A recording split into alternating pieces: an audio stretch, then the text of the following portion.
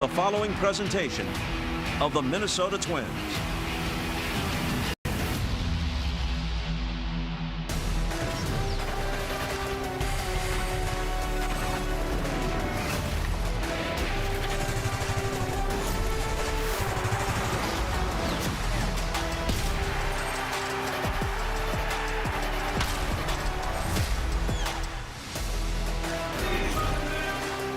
You're watching Twins TV presented by Progressive. The second half of the six-game homestand continues tonight with the Colorado Rockies right here in Minneapolis. Hello, everyone. Thrilled to welcome you onto the field right here at Target Field. I'm Katie Storm. While the Minnesota Twins showed plenty of resilience, plenty of fight in their last series against the LA Dodgers, they didn't get the winning results they, of course, were hoping for. Now a fresh opportunity awaits in this three-game set with the Rockies ahead. Here's a few things to keep your eye on in this series. These are two hot offenses. The Twins and Rockies are meeting each other at a hot time. The fourth most runs a game for the Twins since June 14th. The Rockies, their third. Derek Shelton said his team needs to execute pitches against this club, and it starts tonight with Taj Bradley.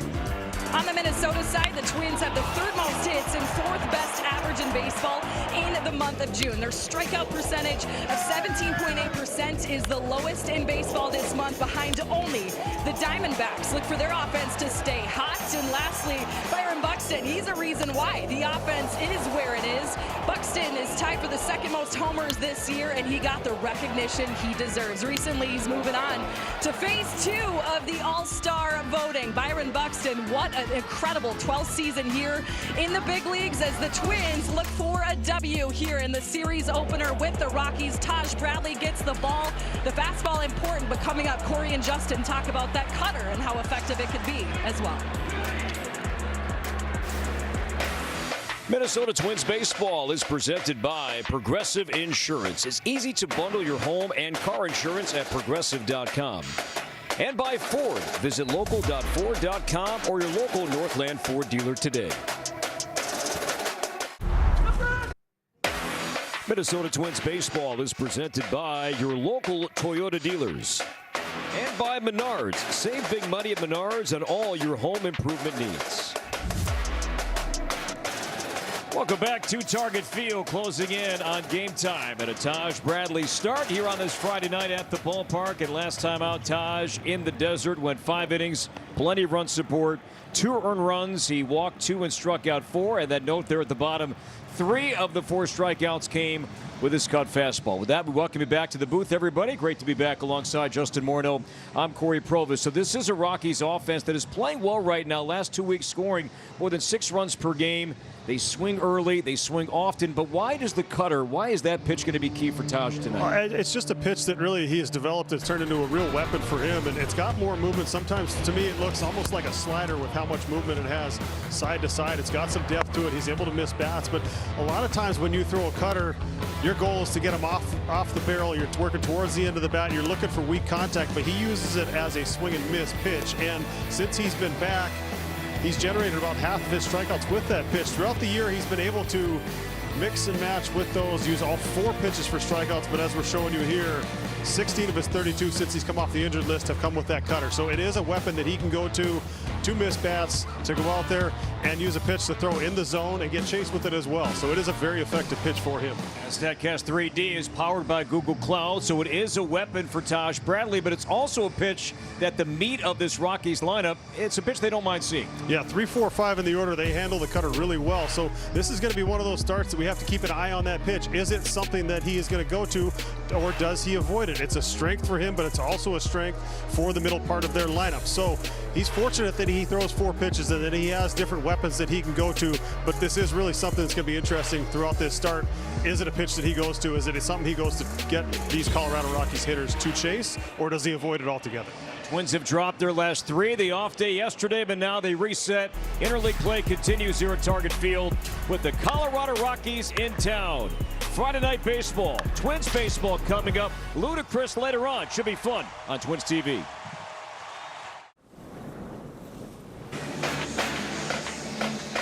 Welcome back to Target Field, and Minnesota Twins baseball is presented by Progressive. Nice crowd filing in on this Friday night. Partly cloudy skies, temperatures perfect. Mid-70s right now. light wind. Twins and the Rockies, first of 3 coming up. And the Twins are 7-5 all time against Colorado here at Target Field.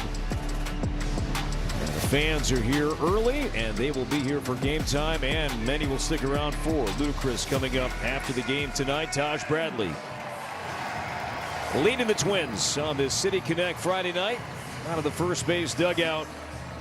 And Taj overall set to make his 15th start. He's thrown the ball well here at home so far. 5 starts. ERA is in the high 3s so far competing at Target Field here this season.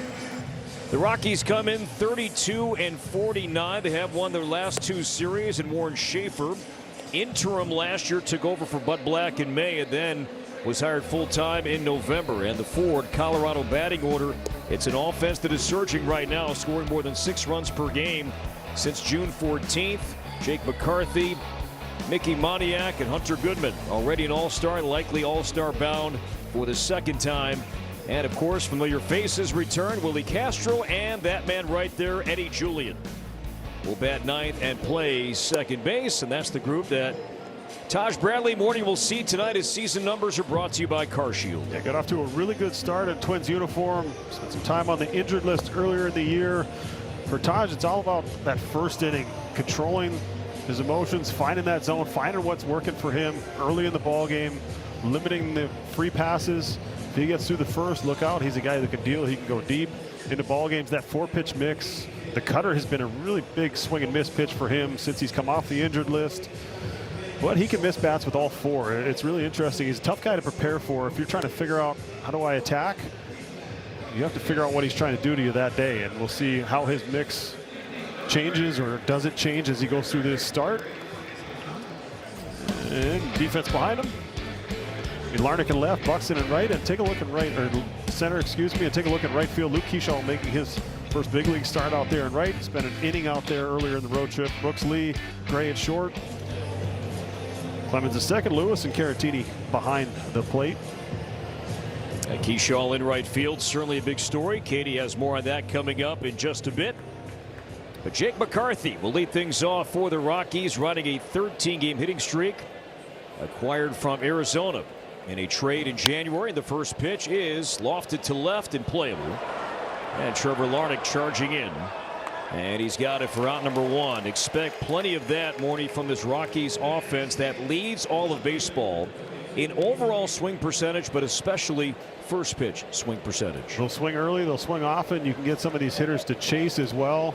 Overall, they have good team speed. 6 of the 9 hitters in the lineup today have above average speed, so that is part of their game. But you're right, a very aggressive approach throughout the lineup.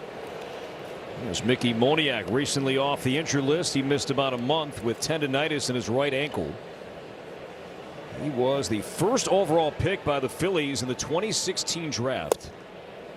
And Moniak now 28 years old. He's in left field tonight. He's bounced around a little bit, but found a home in Colorado. He swung the bat really well. Jump on those 4-seam fastballs. That's a pitch he hits well. There's a fastball there at 96, and again Larnach for out number 2. Well, he's been doing that a lot.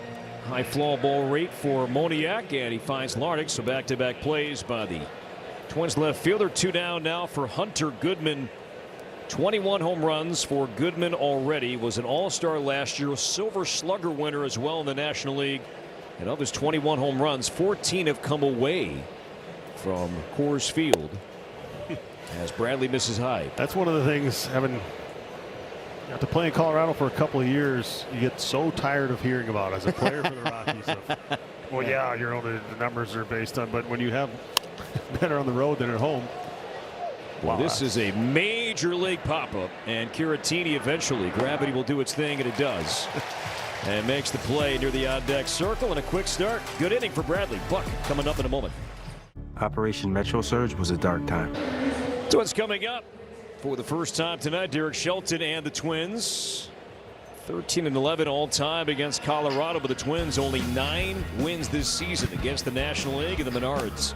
Twins batting order tonight leaning heavily left-handed. Larnach, Buxton, and Clemens Switch hitters in Bell and Caratini with Royce at first base. Brooks Lee at third, Tristan Gray at short, and Luke Keeschall. Again, his first start in right.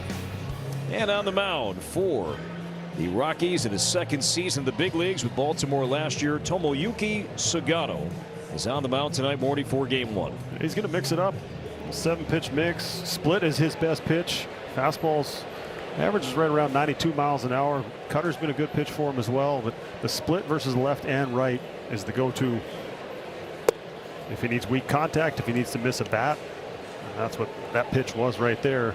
It's actually been better against righties than it has been against lefties. He's got good depth on that pitch. He knows how to pitch. He's going to work in and out, up and down in the zone, move the ball around, try and get you off the end of the bat. Willie Castro giving chase, and the former All-Star for the Twins back in 2024 makes the play on Larnach. So one away. Byron Buxton is coming up. As we see Willie, how about the rest of the Rockies defensively morning tonight? Yeah, as I mentioned, when they were hitting above average speed all over the diamond. You have Moniak in left, Kerrigan center, McCarthy as fast as Byron Buxton is as far as sprint speed goes in right. Castro, Tovar, Julian, Rumfeld, and Goodman behind the plate. KJ Rumfield has been excellent. The rookie first baseman, offensively and defensively. This guy's been excellent too.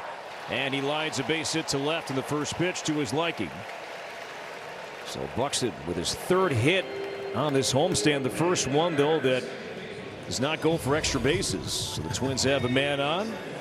A lead speed on right away tonight. Exactly what I was thinking when he hit that ball. Only a single. Like on the pull side, as they were talking about, and Lamar and Recker talking about on the pregame show, he does damage on the pull side. So when he doesn't hit it in the seats or try and knock down that left field wall, it's kind of surprising. But see if he takes off here, turns this single into a double. Cody Clemens batting as Sugano misses outside, and we'll have more on Buxton's ability to pull the baseball, or well he has done it, and where that ranks with his peers in the game coming up in a bit on tonight's Twins Insider. Clemens has reached base safely in his last 9 home games. As he hammers one high and deep to right field, this one carrying towards the duck, and that is gone. Make that 10 straight home games. Clemens with home run number 12, and the Twins have a 2-0 lead.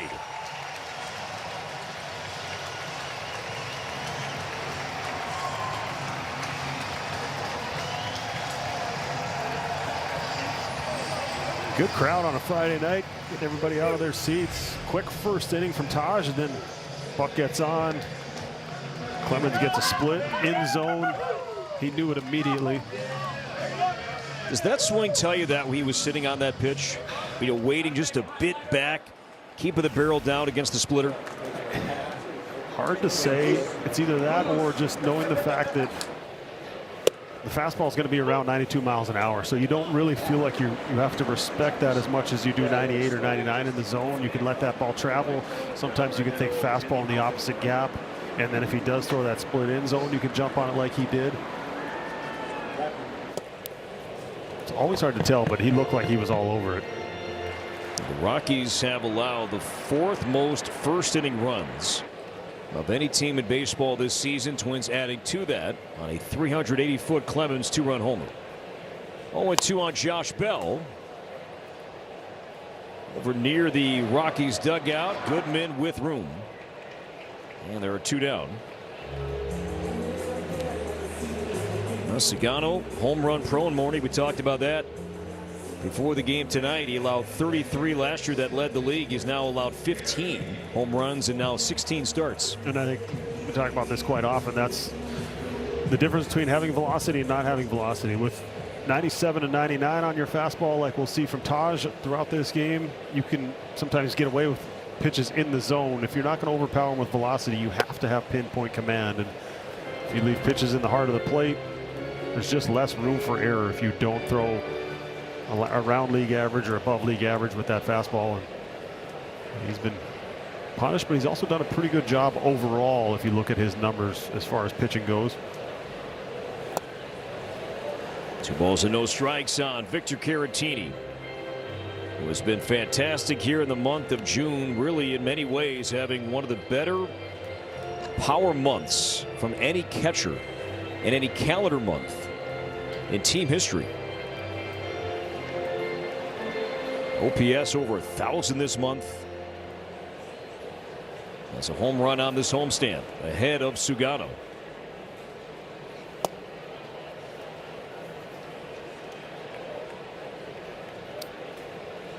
Green light time. Absolutely. I was just waiting for you to ask. With how many cups of coffee I've had, I almost got it out before you finished the question. Those are the numbers right there, just in 17 alone. And that's right down the middle. A sinker at 92 for strike one.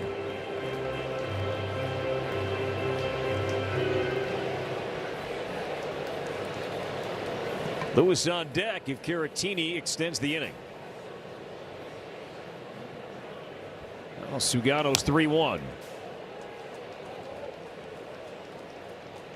It's so interesting to me how swinging 3-0 is almost a mental thing, because you get the almost identical pitch 3-1. If your theory is don't swing at a ball, then how do you ever swing 3-1? To me, it's the exact same thing, but for some guys it's just a different feel in the box.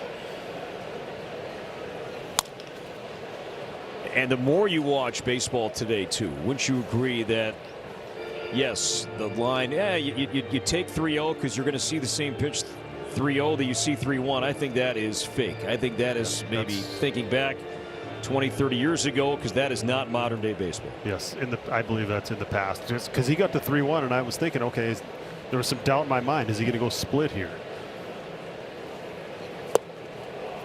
It was a splitter, and Caratini got ahead, but Sugano strikes him out to end the inning. But Cody Clemens with a first inning jolt, a 2-run shot to right, and its Twins lead by 2 early on at Target Field.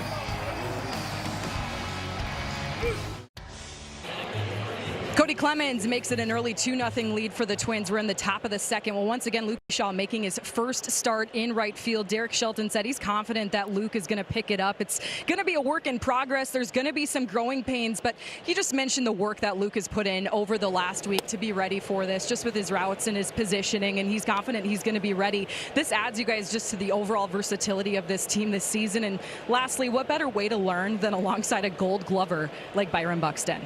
All right, Katie, thank you very much.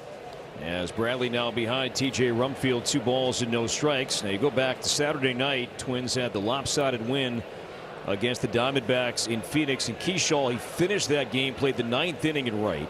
He never got a ball, but it did kind of at least open up the conversation to be like, okay, is this something that you might try out? And Shelty said, yeah, we're thinking about it. And sure enough, it's happening here tonight, morning in game 1. Yeah, why not? Give it a shot. And especially when you got a guy like Buck out there in center. Covers a lot of ground. It's just some pregame work that Keyshaw put in on Wednesday before the Dodgers game. And he has played the outfield before. It's not, he's done it in the minor leagues. It's not like it's something that's completely foreign to him, but he's an athlete. He'll figure it out. He's never afraid of work. Sorry. There's Willie Castro, and Bradley is missed with 5 straight to begin the second inning. Bradley threw 6 pitches and recorded 3 quick outs, and now 5 here in the second. Has yet to throw strike 1 after walking Rumfield on 4 straight. Good to see Willie Castro back here at Target Field. Twins All-Star in 2024, traded to the Cubs at the deadline last year. And no challenge here from Caratini on a curveball, 2-0. Just trying to go to something different, get a little feel, try to find that zone with a quality pitch. See if they decide to challenge him right here with a fastball. Well, he's been hot here in the month of June. And that's a strike, and one that Castro could have challenged because that looked to be outside. And it was. Good frame. Still a skill in the ABS era. Slicing foul, and Lee giving it a look, and no play. I was going to say, for all the talk about how catchers were concerned it's going to make their job irrelevant, I know that's more based on fully automated, but it almost seems to me like the framing is more important now that we've got the ABS, of how many times can you make those hitters think that it's a strike or get that umpire to call that borderline pitch, and you can constantly forcing the opposition to make a decision on when do we challenge. Is this a good situation? And I think the framing is as important as it ever was. 3-2 on Castro. Willie is walking more this season. Signed a 2-year deal with the Rockies as a free agent. Still just 29 years old. Troy Johnston is on deck. Again, Lee over, hoping, and no play. Well, for young catchers at home, not sure if you could hear this. I could hear it in my ears, but Caratini was following that ball and he was communicating with Brooks Lee at third base the whole time that ball was in the air. Just telling him where the fence was at. You get a good read from behind home plate if that ball looks like it's going to tail foul, so you don't let your third baseman run into the wall over there. So communication at field level is so important. Rumfield very short lead at first base stays, and the 3-2 foul back again. Yeah, I'd be kind of shocked if Rumfield takes off here. He's the slowest sprint speed of any of these Rockies players in the lineup today. And no out. Probably not going to take a chance here, especially with that lead. Again, the payoff pitch and a check swing, and he went. It was the cutter. Talked about that morning at the top of the telecast here tonight, and it leads to the first strikeout for Taj. Yeah, they didn't go to it often, but they went to it when they needed it, and they were able to get a chase below the zone. It's just he's got a ton of movement on that pitch, way more than what you're used to seeing for a cutter. Almost seems slider-like, but either way, he's able to miss bats with it. Now, Troy Johnston DHing tonight. 97, well located fastball.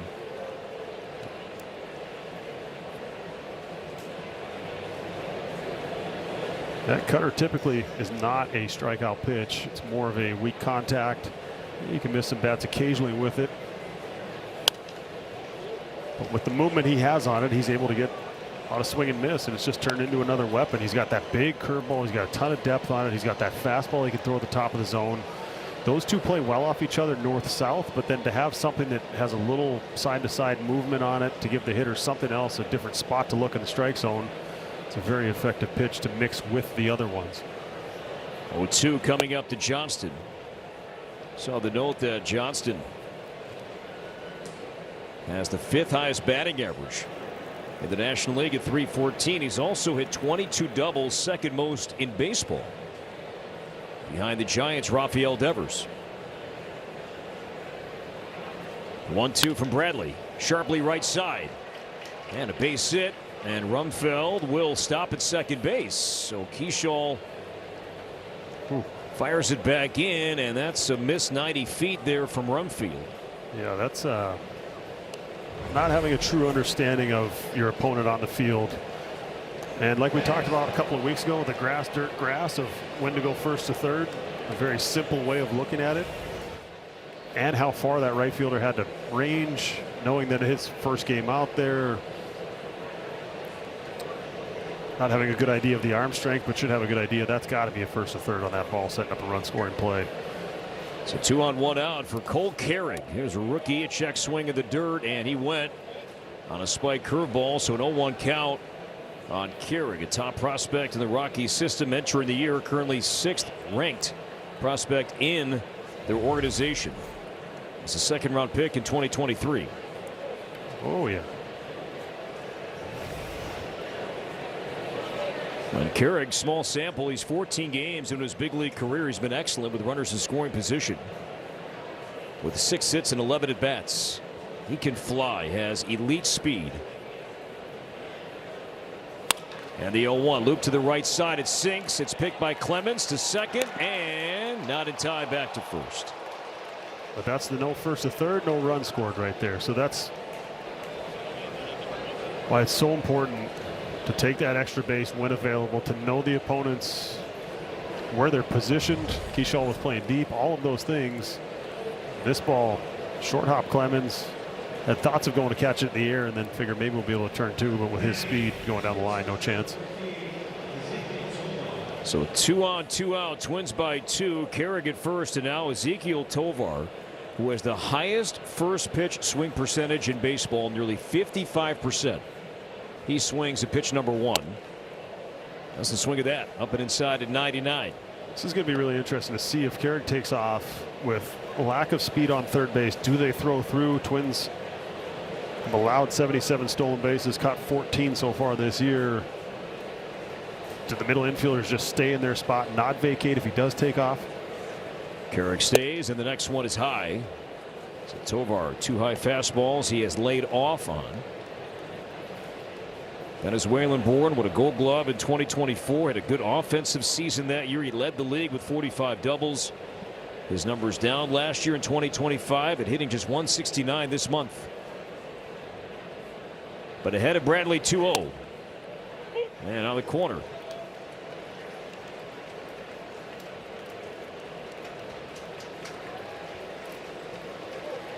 That's nasty. 98. Good luck. Rumfield at third, Carrick at first. Now the 2-1 from Bradley. And a high strike, and no challenge from Tovar. Pretty good couple of pretty close pitches in run scoring situations. Caratini's going to come out, and looks like the Twins are going to maybe change the play. Sometimes he'll try and steal a run with 2 outs, 2 strikes, but see if they do throw through, if he does take off here. Mark Ripperger behind the plate. So 2-2 on Tovar.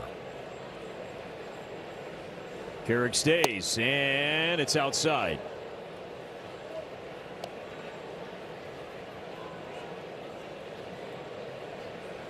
So a 23-pitch inning for Bradley. Julian bats if Tovar reaches.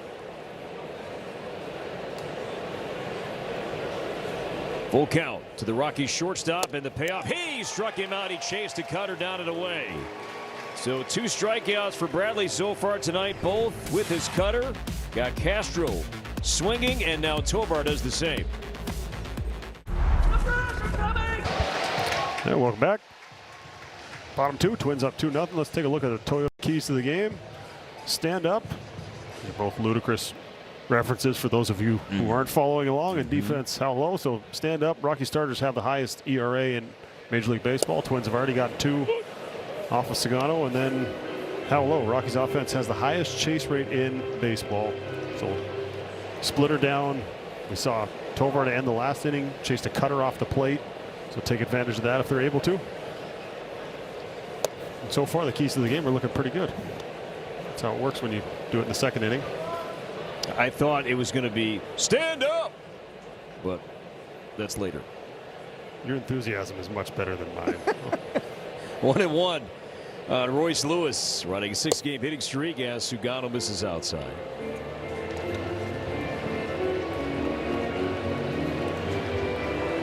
I wouldn't mind seeing him barrel one, maybe a sinker heading in towards his hand, a double in the corner on the pull side. He's supposed to play along and not throw the split there. That was, yeah. But that is a pitch that he has dominated right-handed hitters with. This is the one he will use so often. He'll pair that with a sinker, and just that one didn't actually get to where he wanted to, but the goal is try and get that right-handed hitter to swing over the top of it. And then that little cutter he's got. So he's pitching. He's just going east-west. He's going side to side. He's going to elevate occasionally when he needs to, but he's relying on working ahead and then trying to get that hitter to chase. See if he throws something to Royce in the zone here. Full count to Lewis. And a bullet into left field, a base hit.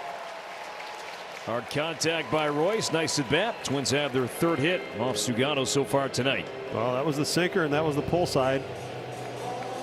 Had he elevated it, probably would have ended up in the seats, but with 2 strikes, he'll take that. Get a little rally started. He looks more and more like himself every single at bat. Smile on the face has returned, and obviously it's a lot easier to smile when you're getting 1 or 2 hits a night. Solid contact there for Royce. And now Brooks Lee batting. Yeah, Twins leaning more left-handed tonight, and it makes sense. The splits with Sugano here this season. Lefties, the OPS is near 890. Righties at 701. 0-1. The switch hitting Brooks Lee as Sugano misses down and away. And a 1-ball, 1-strike count on Brooks Lee. 2 hits on the homestand, including a home run back on Tuesday night. Lee now with 13, and 4 of the 13 have come here at home. I think so many of these offensive numbers are somewhat suppressed. I know it's going to eventually even out throughout the course of the season, but for how hard it was for these guys in the month of April to hit at home, unusually cold weather, tough conditions, ball wasn't really carrying it at all. I think that's what makes the overall numbers look that much more impressive to me. You look at the season as a whole.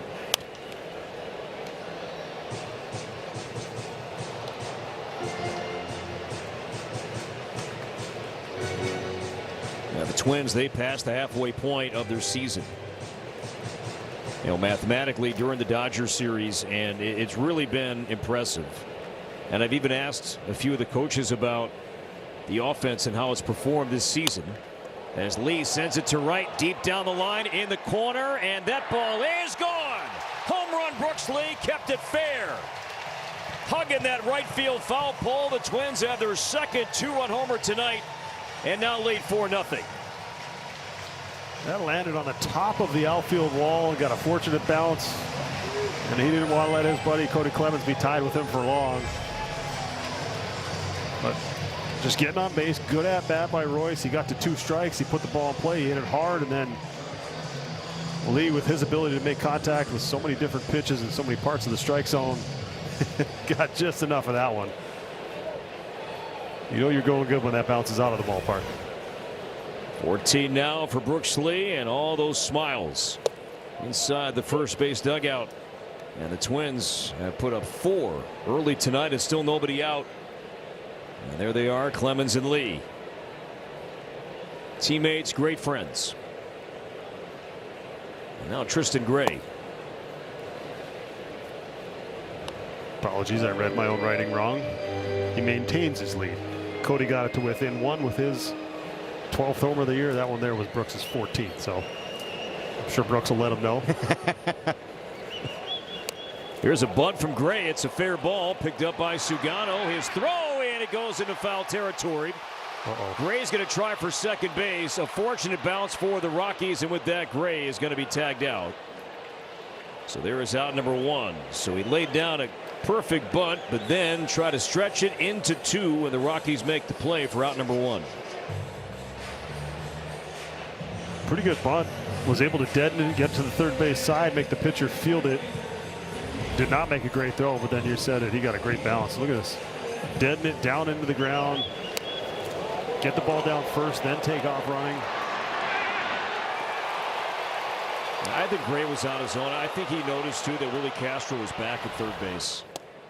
Oh, that's something that we're seeing. The Twins left-handed batters. I think Trevor Larnach did this as well on the road trip. They're locked in on this now that it's their form.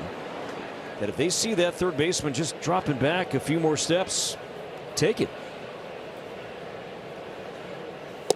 I think there's so many more benefits other than just getting a hit, which that did go down as a hit, and then he was retired on the throw to second. But you draw the infielders in, you open up that side of the field for ground balls to get through. The closer the fielder plays to you, the less range he's going to have, the less time he's going to have to react and track down some of those balls in the hole. So if you can get him closer to you, that's a benefit. Put pressure on the defense, making that pitcher move. Well, so many times when I was coming up, it was if the pitcher got off the mound to make a play, I was told to walk that ball from first base all the way to the pitcher's mound to kill the momentum, to let that pitcher catch his breath. Well, with the pitch clock, you don't have that benefit anymore. So if you make that pitcher move, you're going to make him work. Maybe you tire him out. Maybe that leads to a mistake in the zone. It's just kind of that trickle down effect that happens. Not only is it the play, but it's the other things that it can affect also. Keyshaw going to snap an 0 for 12. Waits for the 2-2 from Sugano. Good eye, 3-2. Keyshaw, low strikeout rate, excellent walk rate. Larnach on deck.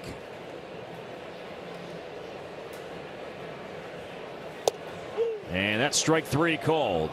At 93, came back in, and the first strikeout, make that the second strikeout for Sugano. And so 2 down, and here comes Larnach. Yeah, just got frozen by that fastball in the inside corner. With all the downward movement, with all the movement he has with that split, how good it's been to right-handed hitters. You have to give up part of the strike zone, and I think maybe that was the part he was giving him. Larnach 0 for 1. Yeah, getting back to the Twins in the offense, I was chatting with Twins bench coach Mark Holberg on the last road trip, and I asked him flat out, the way that this team has slugged in terms of home runs, OPS, what have you, has that exceeded expectations? He said absolutely.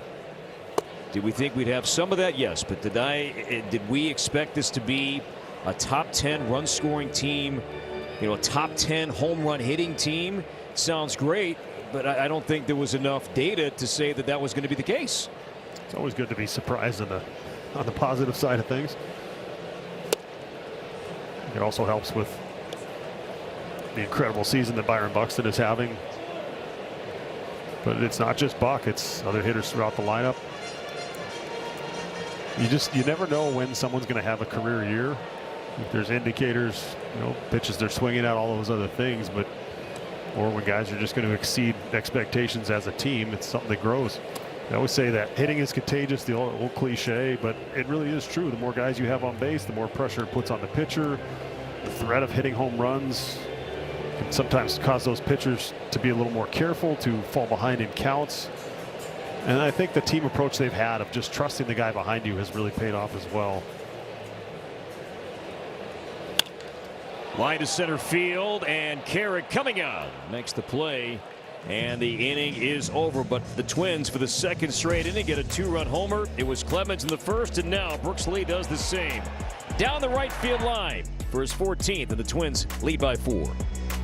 These days, you've got 2 choices: buying a new car or making for nothing after 2, and Taj Bradley back out for the third, and Eddie Julian. 1 pitch and a 1-hopper to Cody Clemens. And Julian, who got off to a really good start. His numbers were outstanding in April, struggled in May. They've been better here in June. You caught up with Eddie before the game. You had him as part of your team for the WBC as well. Good to see him. He always has that kind of grin, smirk on his face. Makes you smile when you see him. He's a character. You see him getting an opportunity. He said he enjoys playing in Colorado. Great ballpark. Every hitter should enjoy playing in Colorado. He's traded with pitcher Pearson Ole this offseason. Ole out all year with elbow surgery.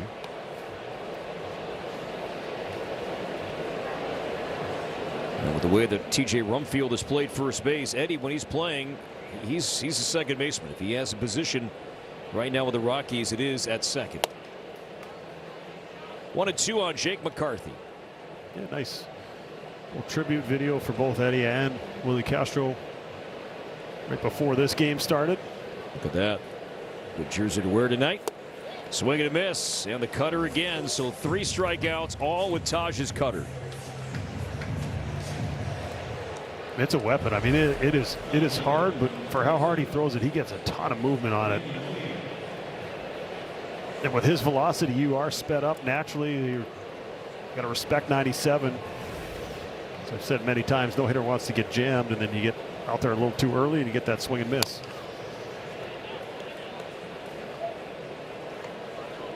You tell me, as a former MVP, and you look for trends. Okay, what do pitchers go to with 2 strikes? But with Bradley, he has all 4 options, especially to lefties, are strikeout pitches. He has double-digit strikeouts to lefties with all 4 of his pitches. I mean, those are the guys. So talk about it so often. We're trying to eliminate pitches. All right, he throws his cutter 4% of the time. We're going to throw that out, and if he happens to throw me one, I'll tip my cap. But with him, as you said, at the end of at-bats, a lot of times you go, okay, this guy ahead with the four seam, and then he's just trying to bury that cutter or slider at your back foot. Well, he's got other options he'll go to. He's got that big curve ball. Moniak out to right center field. Buxton and Keyshaw. It is Byron taking charge. And a quick inning for Taj Bradley. A 1-2-3 third. Twins back at it with Buxton, Clemens, and Bell coming up leading by 4. And speaking of Byron Buxton, he's the subject of tonight's Twins Insider. He, of course, is having an outstanding season. And recently, Chris Young from MLB Network had a really good in-depth look at his pull power. And that is the subject of tonight's Twins Insider. What he does very well is pull the ball out of the yard. You have certain players that at some point in their career, they understand where they excel. Although he can hit the ball out of the yard, Oppo, he pays attention to understanding his plan and understanding the pitches that he can fire on to do exactly what he wants to do, which is pull the ball in the air. And he does it at an elite level. No matter what the yard is, Detroit, one of the biggest yards in baseball. No place can hold him. Byron Buxton, 9 first pitch homers already this season. He's aggressive. And when you look at the slug leaders to the pull side, this is exactly what I'm talking about. You have a few guys, Rowley, Rooker, Schwarber, Suarez. Those guys know that they want to pull the ball. Aaron Judge is an anomaly because I'm sure when we look at his slugging percentages to the Oppo field, it's just as good. But Byron Buxton has really committed to his approach at the plate. I think for Buck, it's laying off that ball just off the inside part of the plate and staying within the strike zone. But he sees so many sinkers in there. He has such a good feel for the inside part of the strike zone. He absolutely punishes you if you make a mistake in there. You know what he's trying to do. You try and crowd him. You try and open up that low outside corner. Maybe get him to chase something spinning, but his ability to turn on pitches. And I think this happens as you go throughout your career. You'll see power hitters who evolve. I got to play with Jim Thome, who had legendary opposite field power, but you pick your spots. You understand that it's a lot easier to hit home runs on the pull side than it is to try and go to straightaway center, deepest part of the park, or to the opposite field. And Buck has just really evolved into one of the true power threats in all of the game of baseball. It's so good to see all the adjustments he's made with how he takes care of his body, how he's been able to put himself in a position to be able to play center field the majority of the time. And updated voting for Major League Baseball All-Stars released yesterday. And good news, thanks to you, Twins territory, Byron moving on to phase 2 of the voting, receiving nearly 1.8 million votes so far. In the phase 1 process, joining Aaron Judge, Mike Trout, Cody Bellinger, Dalton Varsho, and Jesus Sanchez. And the next round, the phase 2 voting, will start on Monday at 11 a.m. Central and wrap up Thursday, July 2nd, also at 11 a.m. Central Time. Twins.com/vote. Buxton, hopefully all-star bound for the 3rd time in his career, and will do so this time as a starter for the 2nd time. He was a starter at Dodger Stadium. Reserve last year in Atlanta. And now absolutely should start for the American League in a few weeks in Philadelphia. 2-2, cracked to center field, hit well. Right near the wall, but with room is Carrig. 393 feet to straightaway center, and Buxton flies out to begin inning number 3. When pests show up uninvited, Plunkett's knocks them out of the park with trusted professional care. From first visit to long-term prevention, get Plunkett's today.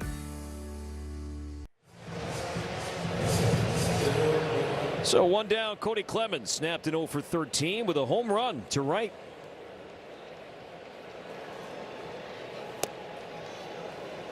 This is if he was sit and split that first at bat when he went deep. This is always, I felt like it was a challenge as a hitter going in. What do I look for now? I took away his best weapon. I took him deep. Is he going to go back to it, or is he going to stay away from it the rest of the time because I hit it? To center, and Carrig stumbles and finds his footing and finds the ball. So Kara looking back at his landing spot. Somewhat puzzled, but made the play.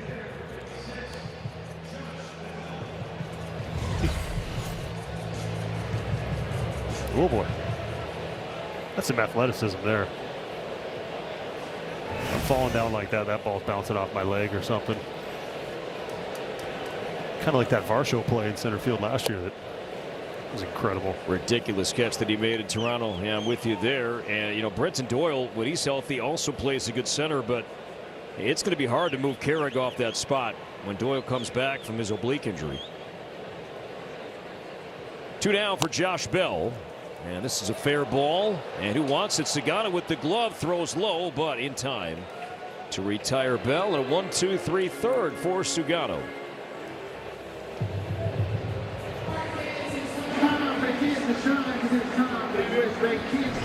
So some confusion here briefly between Goodman and Sugano. Looked like Goodman was going to pounce on it. Instead, Sugano did with his glove. The Twins go down in order. So your financial plan covers. They're clobbering the Royals tonight early in Chicago. Tigers up big at home against Houston as well. Cleveland, Seattle tied 1-1. That game of the 7th inning. And the Twins 4.5 back despite being 6 games under. Taj Bradley and the boys lead by 4 as we start the 4th inning. 3, 4, and 5. Goodman, Rumfield, and Castro against Taj Bradley.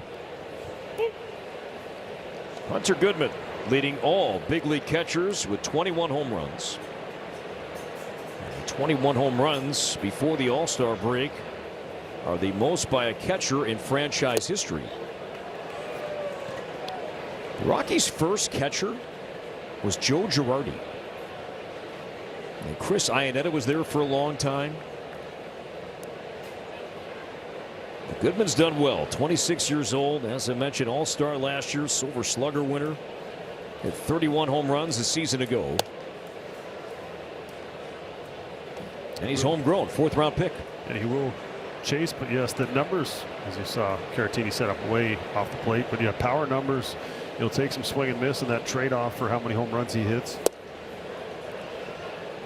Just low, and it did look low.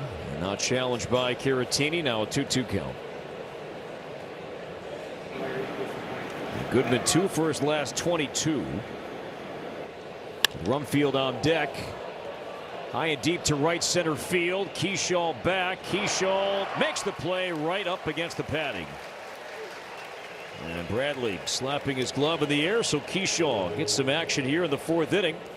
And Goodman is out number 1. I'm sure he, not that this was a simple play, but at least he didn't have to completely climb that wall out there, but get back, see him reaching with his hand, waiting to see if he's going to have contact. And he did have a play on the ground earlier in the ballgame, but there, sure nice to get that one out of the way.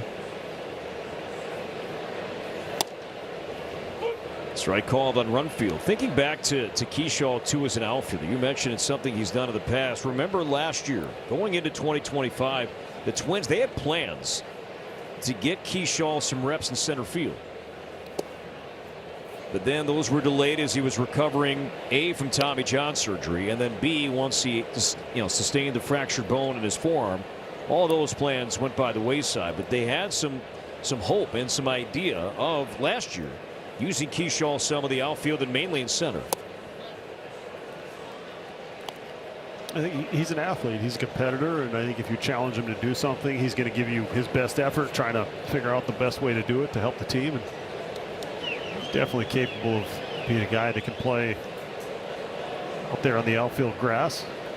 Now, sometimes it's as much about keeping your mind occupied as there's less activity out there as there is every pitch on the infield. 2-2 on Rumfield, acquired from the Yankees in January, and a great trade for the Rockies. Guy having a wonderful season as a rookie, and he was buried at first base with both Ben Rice and Paul Goldschmidt having a great year. There's nowhere for this guy to play. And so now he got traded to the Rockies, and he has made the most of this opportunity. And he's only 26 years old. He won a Gold Glove in the minor leagues while playing the Yankee system. It's a good pickup and a good player right now for Warren Schaefer. 3-2 from Bradley, and that's ball 4. He doesn't strike out very much. He'll take his walk, and he does that for the second time tonight. The first one, a 4-pitch walk leading off the second inning. This time he was able to take that pitch that so many of these left-handed hitters have chased in the early part of this game. Cutter down and in. Willie Castro struck out on a 3-2 cutter.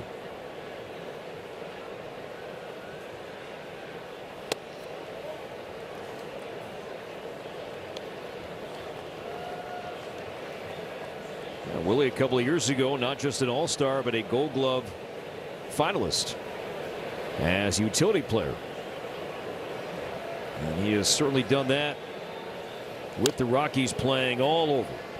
He has seen time this season at second base, third base, shortstop, first base, left field, and even 2 games in center. And he credits, not just the Twins, but really A.J. Hinch. As his Tigers career was winding down, A.J. had a very candid conversation with Willie, be like, hey, shortstop isn't working out. Let's open up maybe the outfield, and Castro bought in. 1-2. And with that, it's enhanced his career, and a great pickup by the Twins. It was a minor league deal, made the team out of camp, earned himself an all-star nod in 2024, and now got a 2-year deal. It became a fan favorite. I think everyone loves an underdog story of a guy who comes in without a lot of fanfare, who was fighting for a job in spring training and then became an all-star. And you love to hear those stories, guys that not sure how many chances they're going to get, and they find a way to adapt, and he did just that.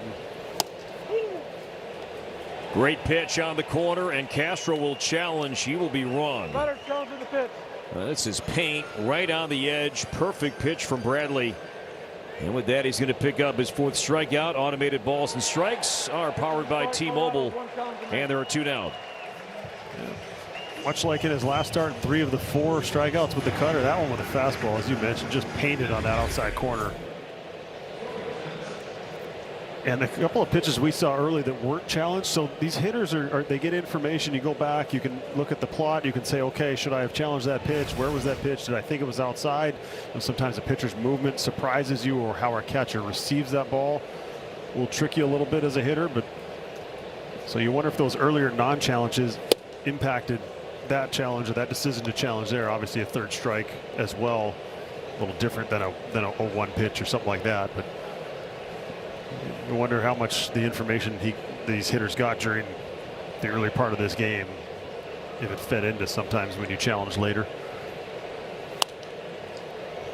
1-2 now on Troy Johnston.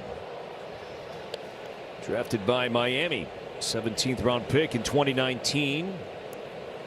DHing tonight, swinging the bat well here in June. Over 300. A single to right in the second, and now time.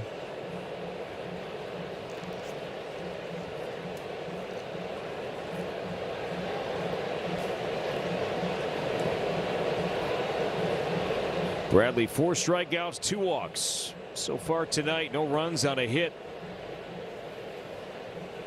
Rumfield at first base. And the 0-2 from Taj.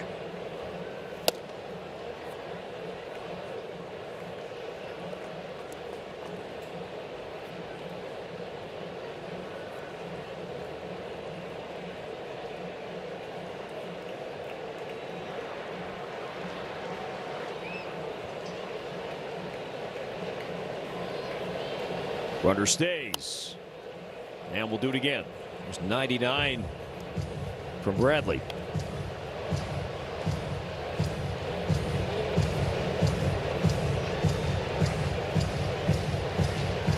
Mike Paredes will throw it tomorrow night. Connor Prelip.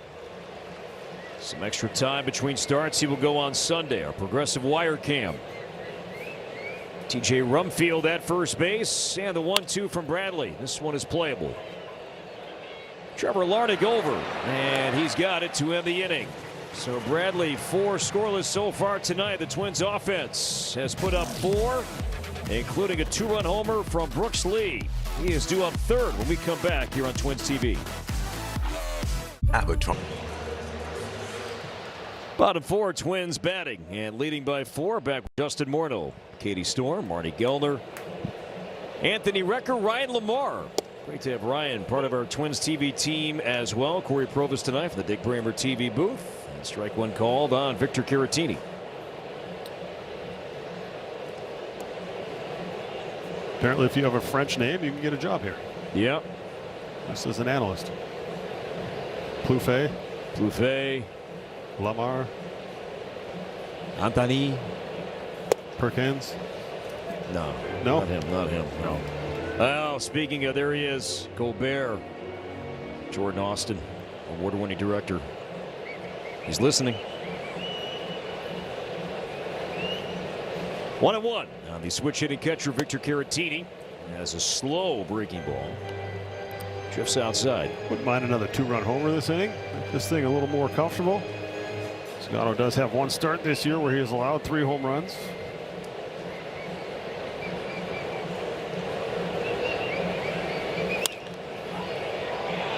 Lofted to right, deep but playable for Jake McCarthy. And one away.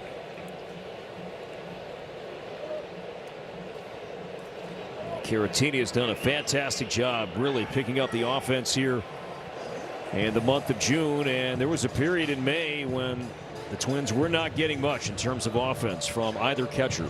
That was after Ryan Jeffers broke his hamate bone. And Ryan, speaking of Marnie and Anthony and Ryan Jeffers joined our pregame crew before the game and gave everybody a good update with his progress. And he's really ramped up his hitting, his throwing. So he is checking every single box in his recovery and hopefully near return from the broken hamate bone in his glove hand, his left hand. As Royce smacks it to left center field in the alley, Carrig over and on the warning track. He's got it. So 2 down here in the 4th, and here comes Brooks Lee, who launched his 14th home run of the season back in the 2nd inning.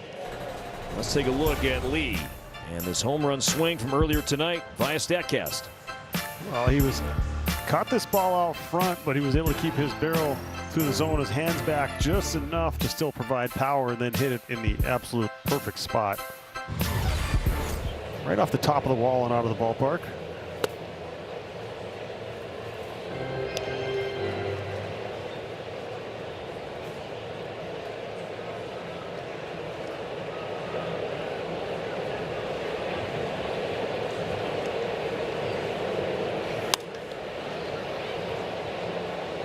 Shallow left, 3 Rockies converge, and it's Castro into foul territory to make the play. And Sugano has a 1-2-3 4th inning. Twins take the field up 4 in the top of the 5th. Well, here's your Postman Law injury update. Right-handed pitcher Mick Abel will undergo arthroscopic surgery on his right elbow. He took a bullpen session last Friday. Guys experienced renewed discomfort and was scratched from that start in Arizona. If we remember, his date of surgery is to be determined. He was in the clubhouse today, and the Twins, you guys will have a timeline after that surgery is completed. All right, Katie, thank you. Carrig slams his bat down in frustration and pops it out to Brooks Lee. 1 pitch, 1 swing, and Carrig is retired quickly here on 1 pitch to begin the 5th inning. First pitch splitter, and it was the bat's fault. Been there. Equipment is defective, as Mike Redmond used to say. Yep. So 1 down for Tovar. First pitch swing right here. Oh, look at that. Well, he just saw his teammate, right? Swing first pitch. You wonder that next batter, does that really help out my team if I do the same and make an out? You have 2 pitches and 2 outs. Or it's my at bat.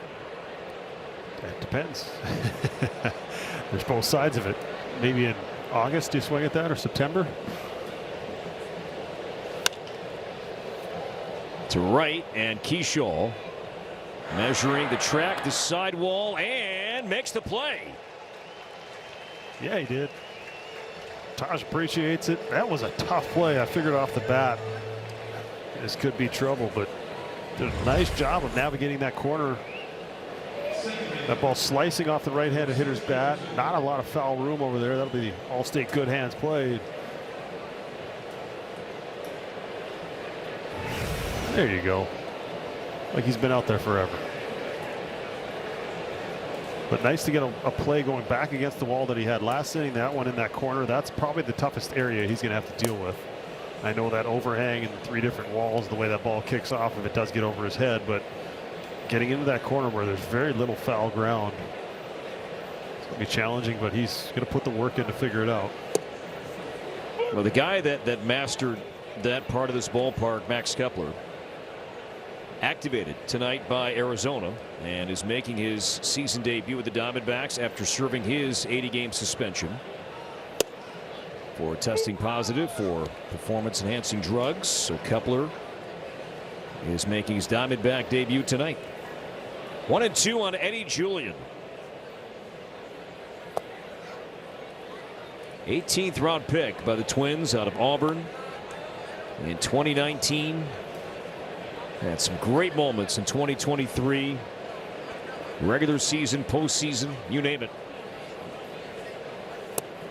And that is a challenge, and Caratini, I believe, is going to be right. So if this call indeed goes Caratini's way, that is his 13th ABS ball into a strikeout. It is. He continues to be so good behind the plate, challenging balls and strikes, and also flipping balls into strikes and strikeouts.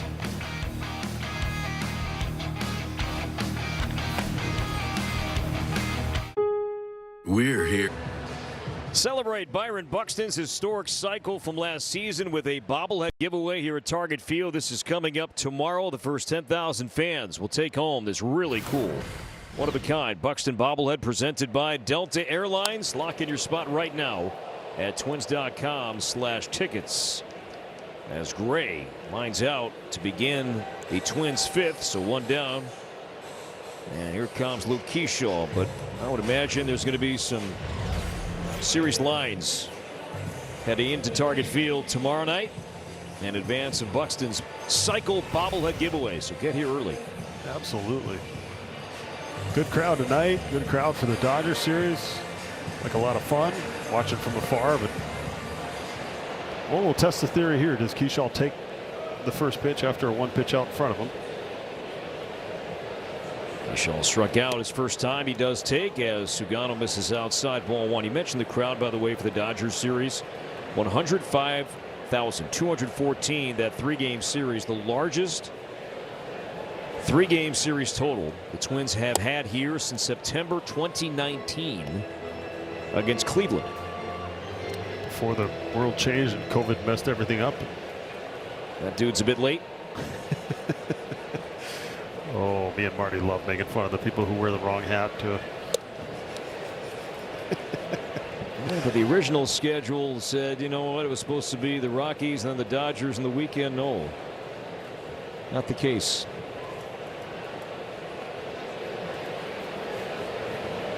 Three balls and no strikes on Keyshaw.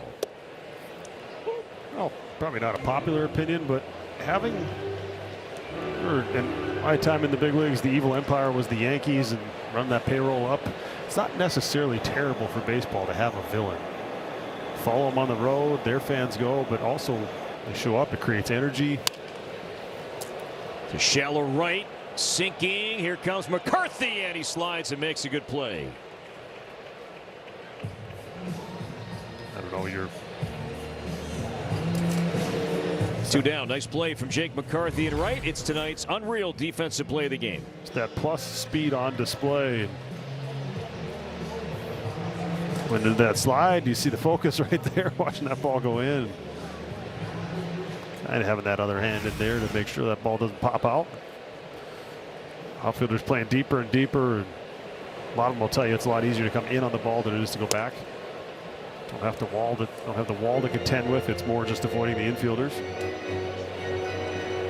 That was one that Goodman could have challenged, and kind of chatting with home plate umpire Mark Ripperger about that. And while Sugano has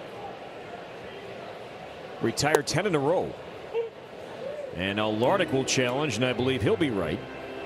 Better comes to the pitch. No doubt had the play. It did look low. And Lardick was successful and against the Dodgers, and his success continues challenging. It's amazing how the ABS could have flipped this entire at bat. How they challenged the first pitch, he's 0-1. Larnach does decide to challenge. He's 2-0. It's just, I love the system, and I love that it's in control of the players to dictate if they want to go after it or not. Pulled to first and fair down the right field line. It kicks off the sidewall. Larnach will make second base. He will do so standing. So that run of 10 in a row retired by Sugano ends on a 2-out 5th inning double from Larnach. Yeah, maybe more importantly, it gets Byron Buxton up to the plate. The runner in scoring position. We'll see if they decide to attack him, but I think the threat of Clemens in the on-deck circle, as Larnach was able to keep that ball fair, a friendly kick off the wall deadened it.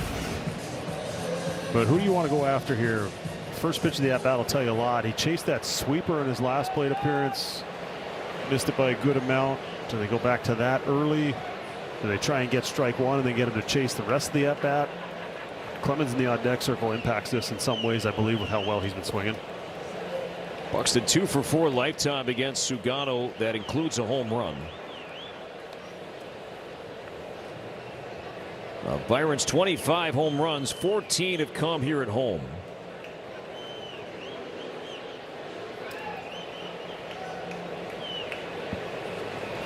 Larnach at second, 2 down. Twins by 4. Buxton 1-1. And I think part of the, I know it's been talked about a lot, but part of the struggles with Buck and runners in scoring position is wanting to be the guy up there in these situations, but also just, it's that fine line of being patient enough and being over aggressive. Fair ball down the left field line. Larnach is in. Buxton second base in sliding. Back-to-back doubles. And the Twins up their lead. It's now 5-0. Well, that's the no-go zone. They decided to try and get a fastball in on Byron Buxton. It doesn't matter if it's 92 or 98. If he's ready to hit it, he's going to get to it. And an absolute bullet. And it's kind of funny watching Buxton run. He was going about 50% speed when he made that turn, and saw that throw coming into second base, turned it on just a little bit, but that pull side power, that pull side damage. Good to see him get a 2-out hit with a runner in scoring position as well. So back-to-back doubles, and now Cody Clemens with his third look at Sugano here tonight. Hard contact. We've seen that from several Twins hitters off Sugano here tonight. A 5-0 lead.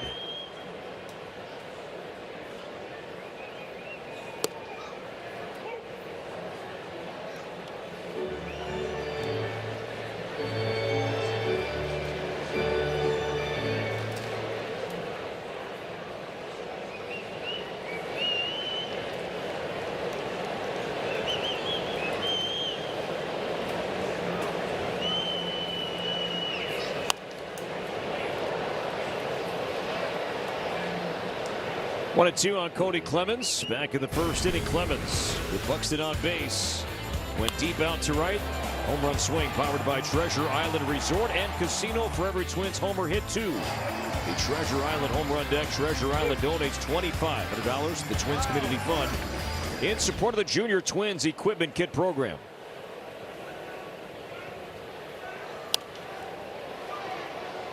I think just where we've seen Taj struggle in the past, it's been that first inning. Well, he was able to go out there, have a quick inning, 6 pitches, and then immediately Buck gets on. Clemens hits a homer, and this game felt like the Twins were in control from the start. But it all started with that top of the first, those quick outs, establishing that zone by Taj, and then getting the boys up to the bats quickly.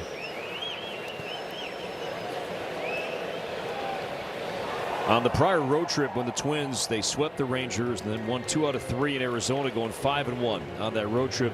You know, Schulte's team, they were putting up crooked numbers right away. They scored in the first inning in 4 of those 6 games. It helps your pitcher so much. Takes that pressure off, lets them go out there. They don't feel like they have to be perfect. Today isn't the day I got to throw a shutout. I just have to be good and pound the strike zone and trust my guys.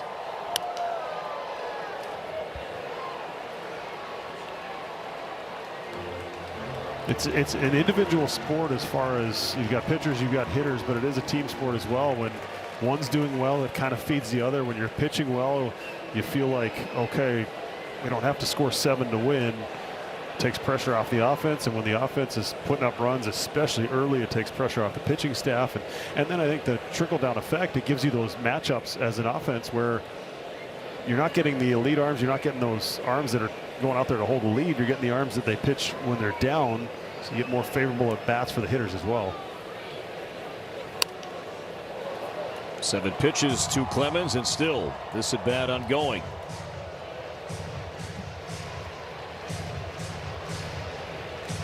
Back-to-back doubles, Larnach and Buxton driving in his 42nd run. Hasn't gone back to that split yet. Let's see if he tries to go that here below the zone for a chase. Good call, Morty. I think he challenged Buck. I don't know if he meant to throw that pitch in the zone. I think he was trying to throw a sinker that was going to run in off the plate. But there's no need to give in here, even though you got Bell on deck, who's been tremendous with runners in scoring position, has a home run off of Sagano coming into this game. But you don't need to throw something in the zone, or I'd be surprised if they do.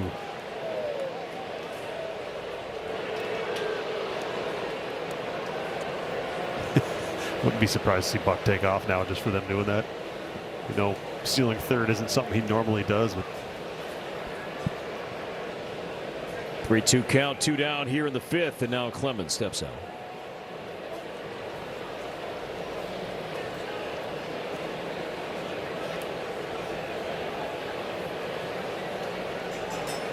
Tomoyuki Sagano had a decorated career pitching in Japan, his 2nd year pitching in the States with the Orioles last year. Now a first-time Rocky.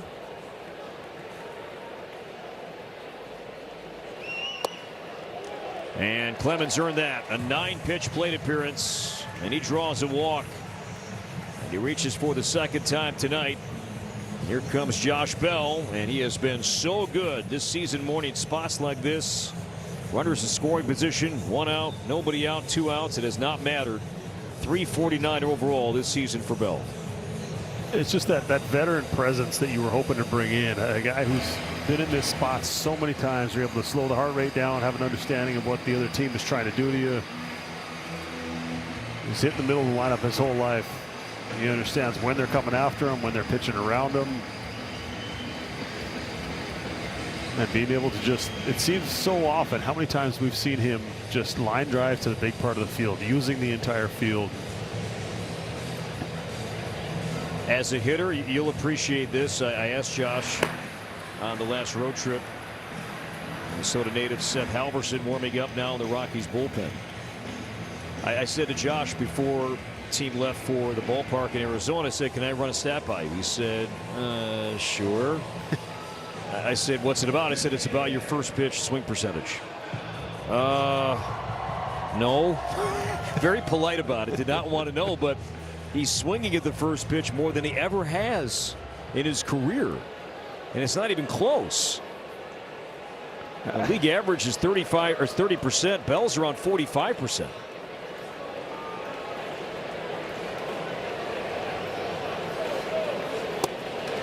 Not here, ball 1. I think, you know, as a power hitter, when you're young, you see a lot of junk and, you know, pitching around you. When you're in the minor leagues, your power pitchers trying to get you to chase, and you get used to being pitched a certain way, and then all of a sudden, as you start to get older in this league, they start coming at you a little bit more, and you have to adjust. And I feel like almost in some ways that's what he has done. Is all right, you see pitches, you run some deep counts, you understand what they're doing to you, and it's at least something that I felt happened to me later in my career, of situations where I wouldn't normally get fastballs. All of a sudden I'm behind in the count and had to adjust back to what the league was doing, and that's possibly the mindset that he has. And he did swing 3-0 a couple of times on the last road trip. Well, after back-to-back curveballs,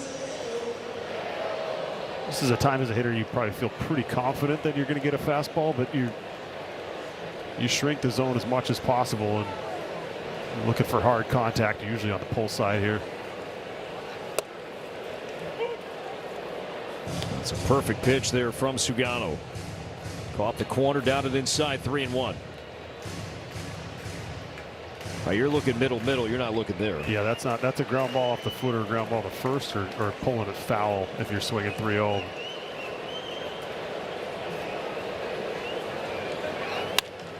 Crack to left center field on a line, and diving and missing the ball is Carrig. Buxton is in. Here comes Cody Clemens, and Josh Bell drives in 2 more, and the Twins now have a commanding 7-0 lead here at Target Field.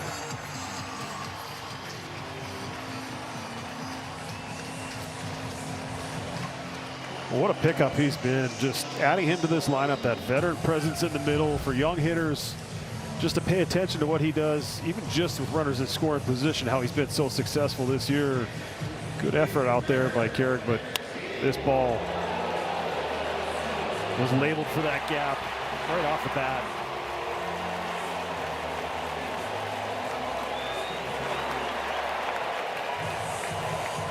And we see you.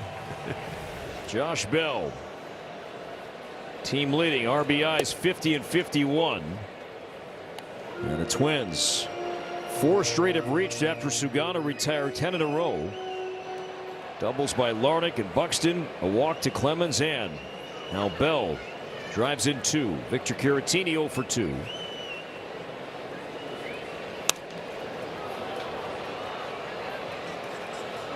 On the infield, and Tovar makes the call and the catch. Inning over, but the Twins string together 3 doubles, add a couple of more runs, and now lead 7-0. Dear America. Welcome back. Game days, they just got better with $2 beer. Sip on $2 Budweiser, Bud Light, or Summit Twins Pills prior to first pitch every Friday or Saturday home game at Target Field this season. Get your tickets now at Toast the Twins at twins.com/tickets. Well, people were enjoying those tonight. That they were, man. Plaza was packed. It was awesome to see energy in the ballpark. Great looking forecast here this weekend. And the Twins lead by 7. Tosh Bradley got great run support last time. More of the same here tonight. Jake McCarthy leads off. Line to right. Keyshaw sees this one bounce over his head. One hops off the wall. Trying for 2. The throw is close but not in time. And McCarthy with a leadoff double to begin the Colorado 6th. Well, solid contact. We've seen this from the Rockies throughout this game. 3 innings they've had where they've seen 8 or less pitches, but they've been aggressive. Taj has attacked the zone, but Keyshaw plays this great off the wall. Unfortunately, took that big high bounce.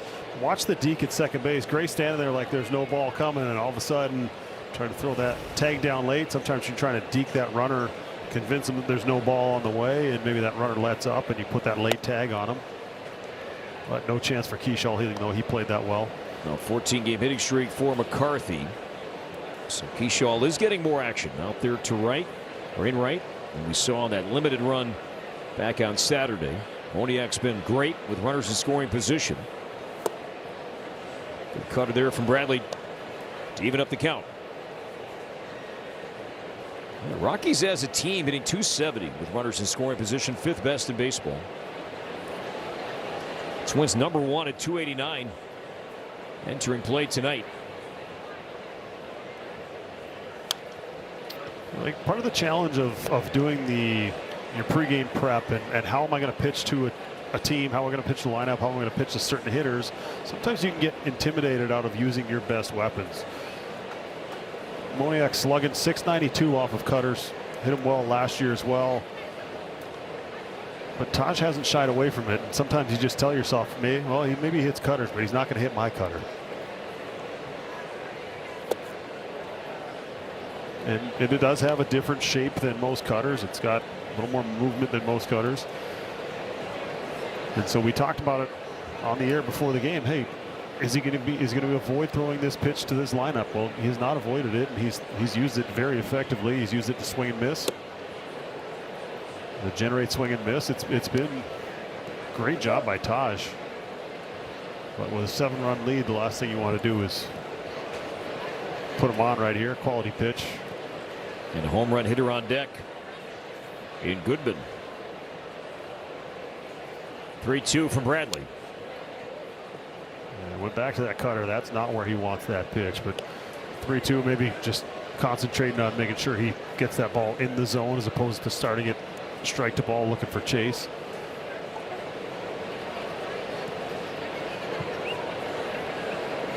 Bradley to Moniak with McCarthy at second. Left field corner, Larnach on the move, and he'll track it down.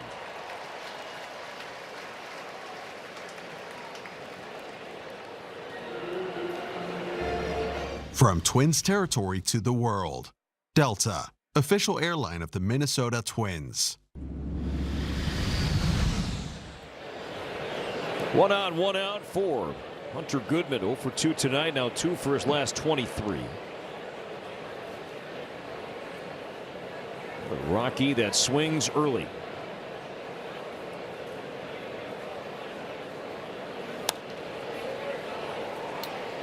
I imagine games like this are challenging for pitchers of just continuing to mix your pitches. Get a big lead, you start falling behind accounts, or you start walking guys, and everyone's immediately critical. But a lot of times pitchers will tell you got to have that same mentality, or I try and go out there and pitch like it's nothing. And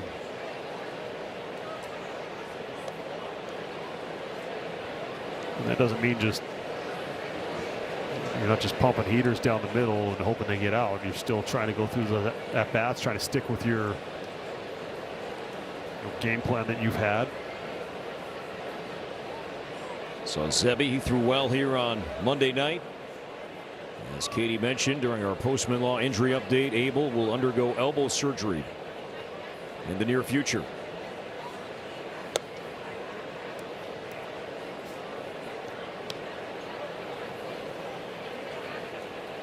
Hopefully he gets that Scooble surgery where he's back in about 4 weeks. A Scooble scope. Tommy John, now we got the Scooble scope. 2 balls and 2 strikes on Hunter Goodman.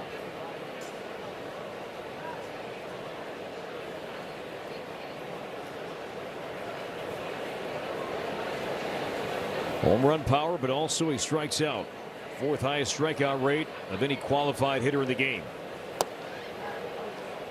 And that's one he has chased. Laid back there, 3-2.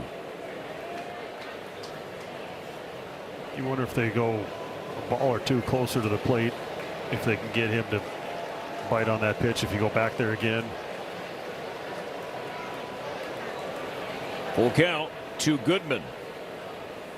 He struck him out, chased a fastball up at 97. 2 down, strikeout number 6 for Bradley. He just reached back and said, here's the gas, see if you can hit it. And I'm sure he was telling himself, set your sights in the top part of the zone so you don't chase that breaking ball, that cutter down off the plate. He knows he expanded there. So 2 down, McCarthy hasn't moved, and now the rookie first baseman TJ Rumfield, who has walked twice. And Bradley challenged him with a fastball. Congratulations, Taj Bradley. His 500th career strikeout a moment ago. He's been around the a while, all-star catcher, but he's still young, so what an accomplishment right there. 2,500 more to go. Not that I'm setting the bar high or anything. Not at all.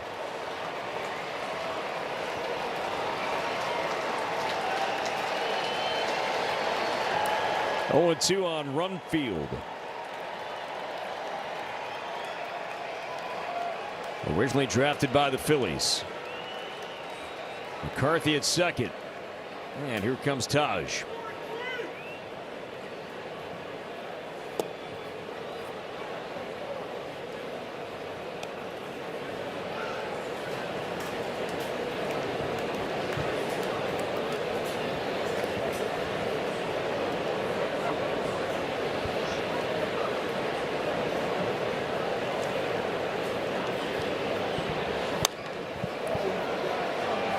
Right side and playable for Clemens.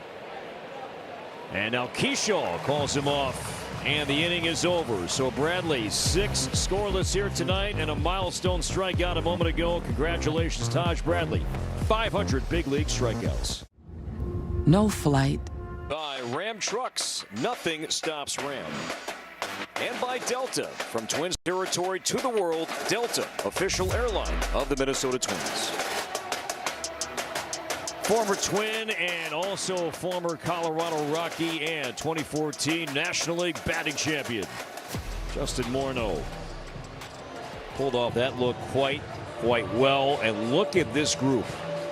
And you were better than Harrison, McCutchen, Posey, Ben Revere, Denard Span. A couple of former Twins were like, hey, we want in, but Morneau said, not happening. 319.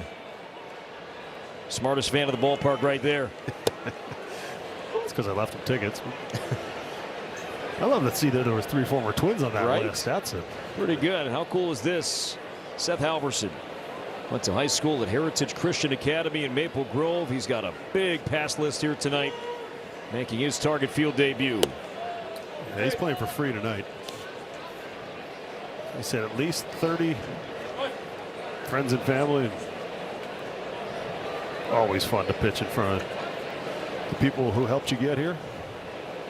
His 19th appearance this season, but first time throwing at Target Field as Lewis sends it right above our booth off a ricochet. And a 1-2 count to Royce, who's 1 for 2 here tonight.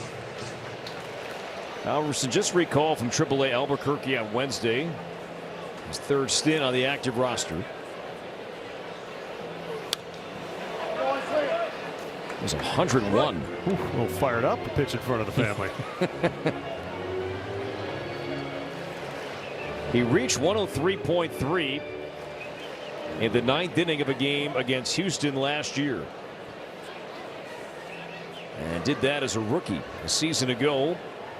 Yeah, averaging 99 with that fastball. High arm slot right on top. That ball's going to stay up, and then it allows him to get a ton of depth with that slider. And you're going to respect 101 anytime you see the radar gun do that. See if he tries to go below the zone here to get Royce to chase. 1-2 on Lewis, and he did go after it. Slider. And Lewis is out number 1 here in the 6th inning with the Twins up by 7 runs. Halverson was a 2-way player during his senior season at Heritage Christian Academy. Hit .405 and stole 29 bases, not to mention striking out 117 batters on the mound that senior season.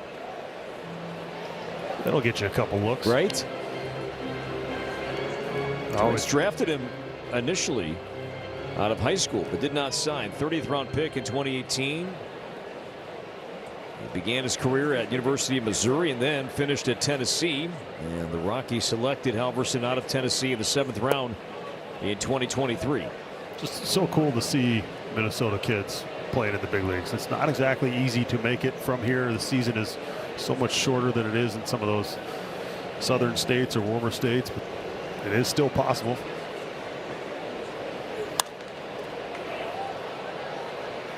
Slicing foul, and Willie Castro runs that ball down once again tonight. And Lee is 1 for 3 and 2 down here in the 6th. You don't need to be a sloth. Just don't be a cheetah. Slow down and enjoy the ride. Hey, we can live with it. 2 up, 2 down for Halverson here, bottom 6. Twins lead by 7. And now Tristan Gray. The start tonight here at short. Twins have been leaning heavily on Ryan Kreidler more lately. What began as a platoon at short really shifted more into Kreidler. And that's dropped by Halverson. Not a great feed from Runfield. And Gray is on, and the 6th inning continues. Yeah. Catchable, yes, but behind him. If Tom Kelly's watching this game, he's shaking his head. No reason to throw this ball on the run. Go get it aggressively, do that, but then set your feet. It's hard to hit a moving target while you're moving as well. And so this is a pretty routine play. It's not elite speed going down the line, but set your feet so the pitcher isn't looking at that as well. But right here, no need to take that extra step in the jump throw. Just plant that right foot, open up the hips, and just give them that feed. That's something that I'm sure he'll hopefully adjust the next time he has a chance to make that play. Line drive, but that's caught by Julian, and Keyshaw is out number 3.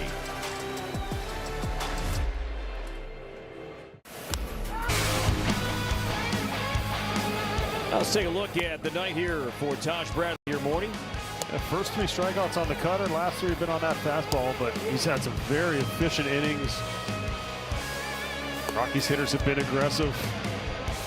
6-pitch inning to start it off kind of set the tone.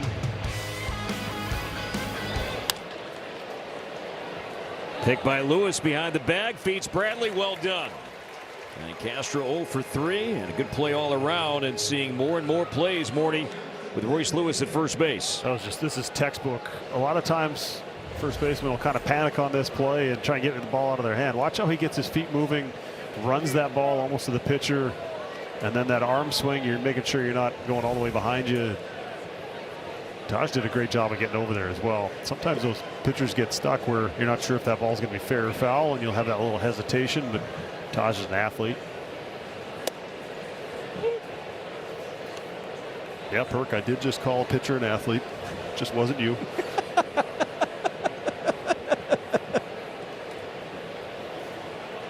He's off at orientation, right? I'm good. Yeah, he's fine. He's fine. But Royce, you're right. Royce is he's getting exposed to all the types of different plays. He's had that in between one. He's had all the different types of cut plays, but he's done a great job of learning on the fly. This ball bounding near the bag and almost hit the base. And 2 down. Here in the Rockies' 7th. Royce tonight his 15th start at first base. He's played on the left side just once. Since he rejoined the club back in May, he's had 1 start at third base. He has pretty much been anchored on the right side. And Shelty, I know, is very pleased with what he's seeing so far with Royce at first base.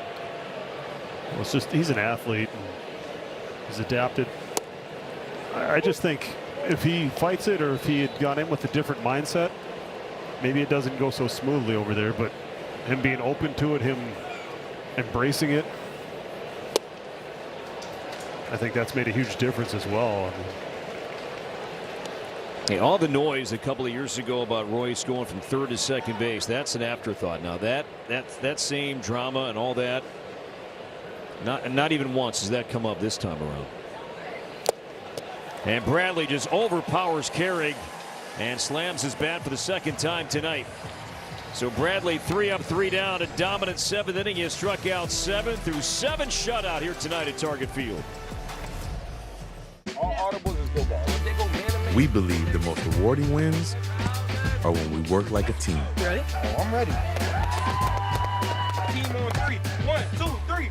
That's why U.S. Bank Smartly Checking and Savings are designed to work together so we can reward you more. Check play 2. Check play 2.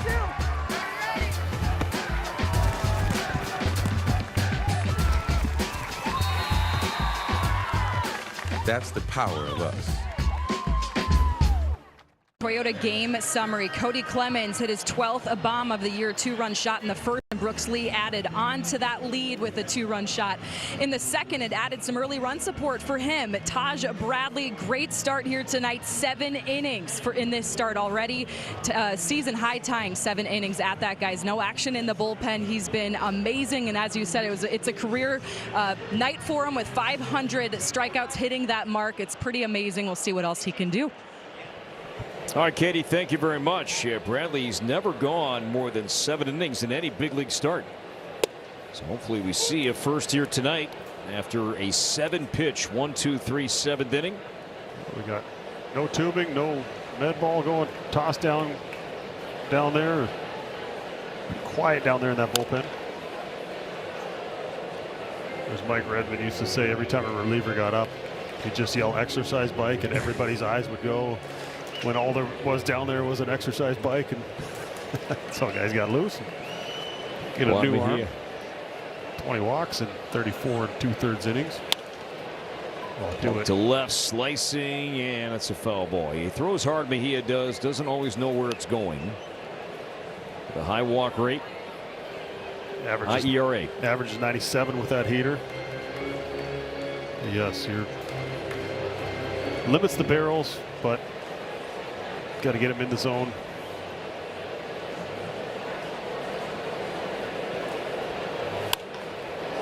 Pulled to right down the line and foul. It's a good looking swing. Trying to cheat on that fastball at 98 coming in towards his hands.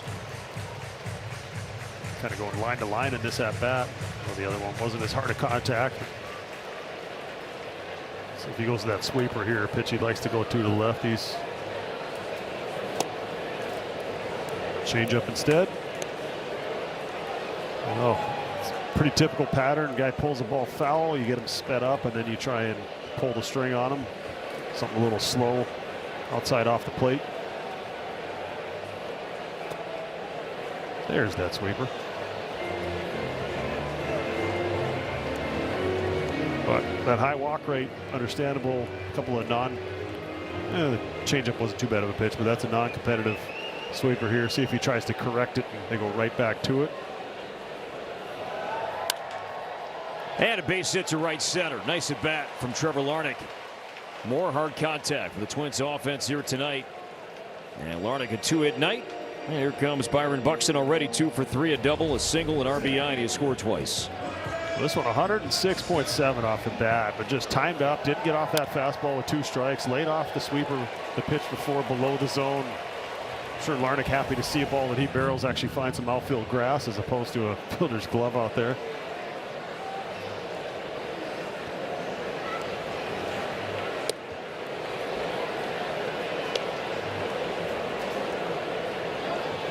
And Byron Buxton cycle bobblehead giveaway tomorrow. Give him 2 more at bats, a triple and a homer. Let's do it again.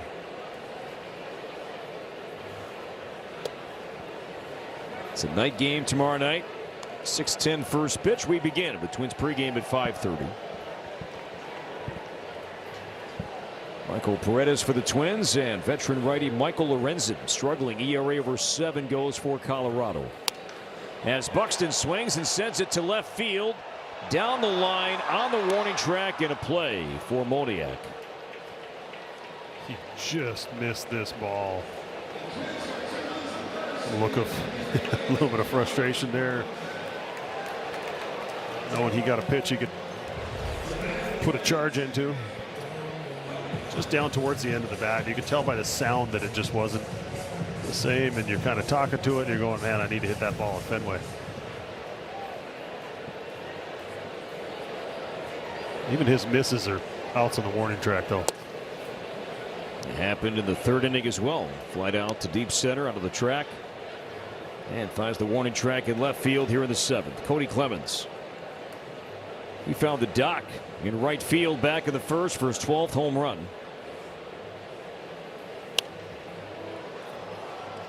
And then at the 5th inning had a 9-pitch plate appearance. And drew a walk. And Josh Bell added to the lead with a 2-out 2-run double. Brooks Lee a home run tonight.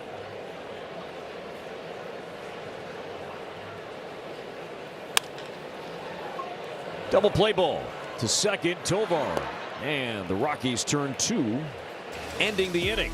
Taj Bradley, he is coming back out for the 8th as the Twins lead by 7.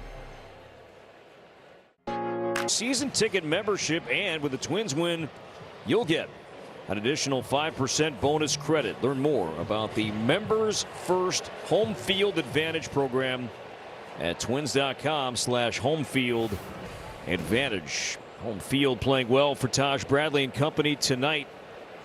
Twins 7, Rockies nothing. 7 innings tying a season and career high for Bradley. Broken bat, and that's a fair ball. Off the bat of Tovar. And he is in to second base with a leadoff double beginning the Colorado 8th. The Twins hit 2 balls, 106 and 107 last inning. Ended up going 3 up and 3 down after the double play. This ball just ate up Tovar, and somehow this ball stayed fair. See if Taj is able to strand him out there again. Rockies over 5 with runners in scoring position. Eddie Julian 0 for 2 at his return to Target Field. A ground out and a strikeout. Eddie now 27 years old.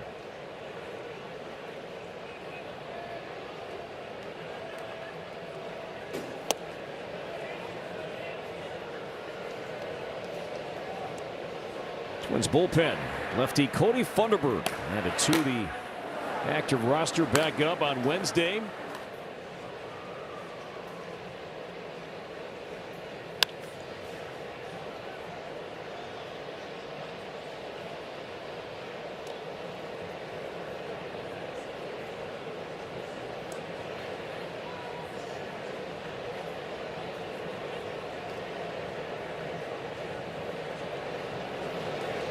Still some Julian 47s.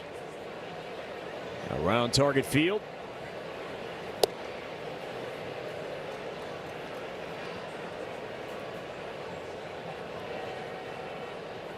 Jake McCarthy on deck. There's a lefty.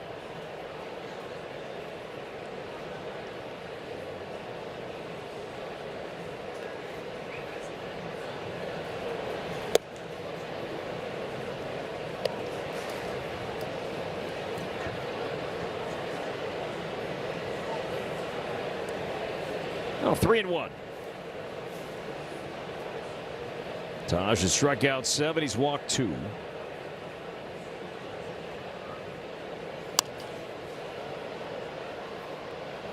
Now we saw Cody Funderburk warming up. Twins making that roster move on Wednesday. Also joining Funderburk and the big league club on Wednesday, rookie Marco Raya. He is there behind the padding up against the wall, and once he pitches, it'll be his major league debut. Drafted in 2020.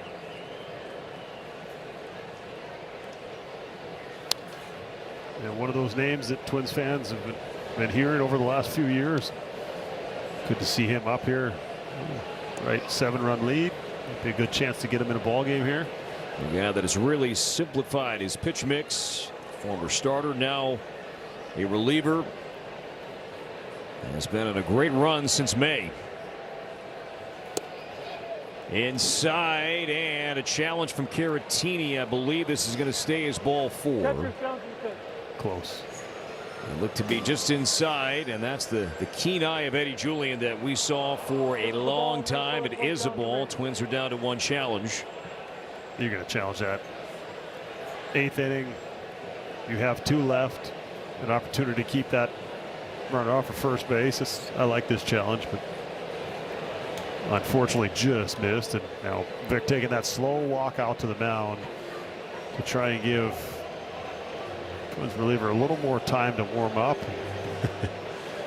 Taj wants to stay in there. You see, it's always so funny watching the pitchers. They look to see who's coming out. Is it the pitching coach or is it the manager? Do I have a chance? He still hasn't turned around to look at him. But what an outing by Taj Bradley. Exactly what you needed. Set the tone early. Used all his pitches. He'll get a nice round of applause walking off.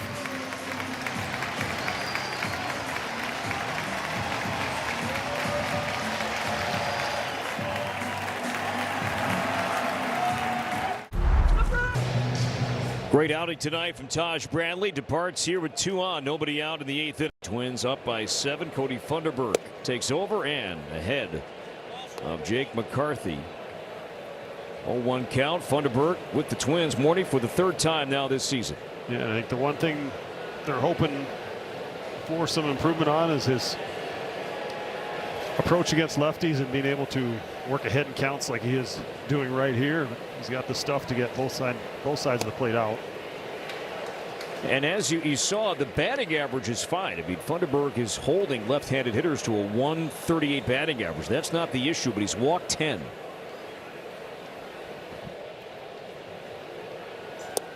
So hard when you look at the overall numbers and everything's good. And, you know, sometimes I feel like you have to give a guy a reason when you go down, but it's like, okay, don't walk as many lefties. Well, sure. Yeah, I get it. Got it weakly off the mound. It gets by Funderburk, barehanded and bobbled by Clemens. Everybody's safe. And the Rockies load the bases. No chance. I think the only one who had a chance to get it out on this play was Fundy. But the 2 hits in this inning, the broken bat to lead it off over third base, sawed him in half, and then this one just topped it. Both of those added up would combine for the 108 that Cody Clemens hit on that double play ball. Moniak will bat for himself. He's hitting 179 against left-handed pitching, and Caratini's going to challenge.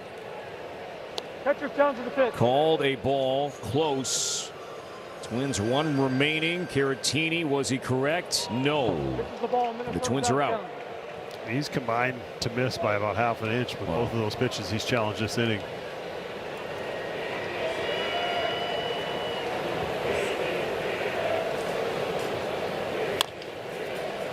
To the right side, and Lewis will concede the run and get the out. Right play. As Tovar scores, the RBI for Moniak, his 29th, and it's a 7-1 game. Yeah, this is a pretty easy decision for Royce here. If he's playing back, a closer game, he's probably play in, take the play at home, but no need to take a chance. You take the outs where you can get them. Unfortunately, that'll go on Taj's line. Hunter Goodman to right field, deep but playable for Keyshaw. Catch is made. Julian tags and scores. Down to third, advances McCarthy. So a sac fly from Goodman, and the Twins lead trimmed to 5, but 2 down here in the 8th. And that'll close the book on Taj Bradley's night. Unfortunately, both of those runs coming in to score after he come out of the game, but does not change how well he pitched. Hard to blame Fundy. Soft contact and then a fly out, but see if you can get out of the inning here. Now Rumfield. 0 for 1, 2 walks for the Rockies. First baseman batting just shy of 250 off left-handed pitching.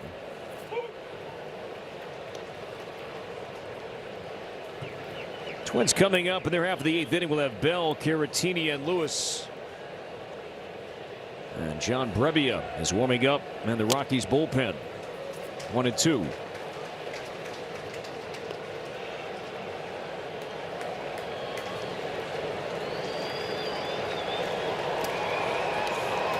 Really good outing from Bradley tonight. 7+, 2 runs.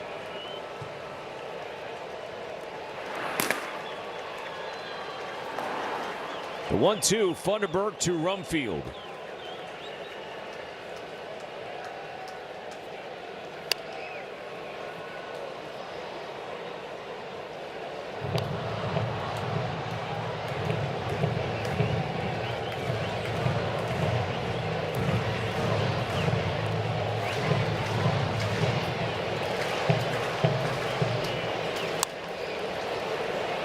Foul ball.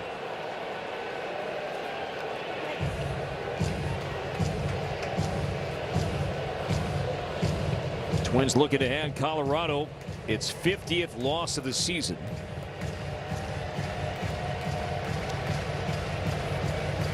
And they would be the first team to 50 losses in either league.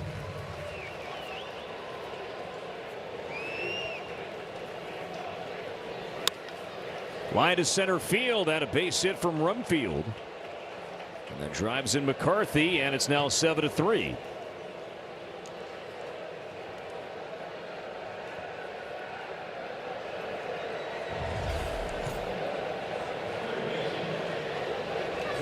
Good approach right there, just staying through the big part of the field off a tough lefty.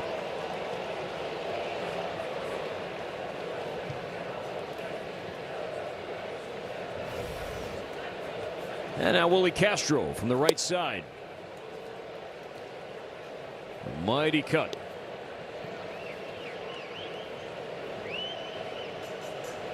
After the trade last year that sent Willie from the Twins to the Cubs, Willie struggled with Chicago.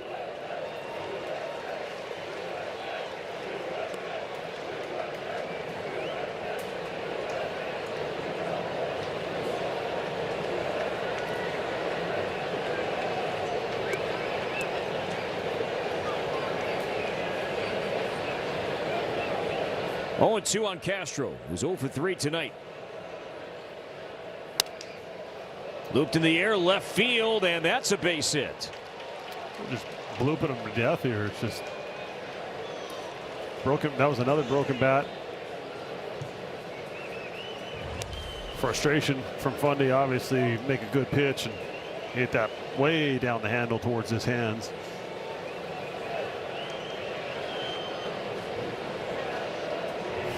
Troy Johnston, a lefty, his spot due up. He's going to be brought back as Warren Schaefer is going to his bench, and Tyler Freeman,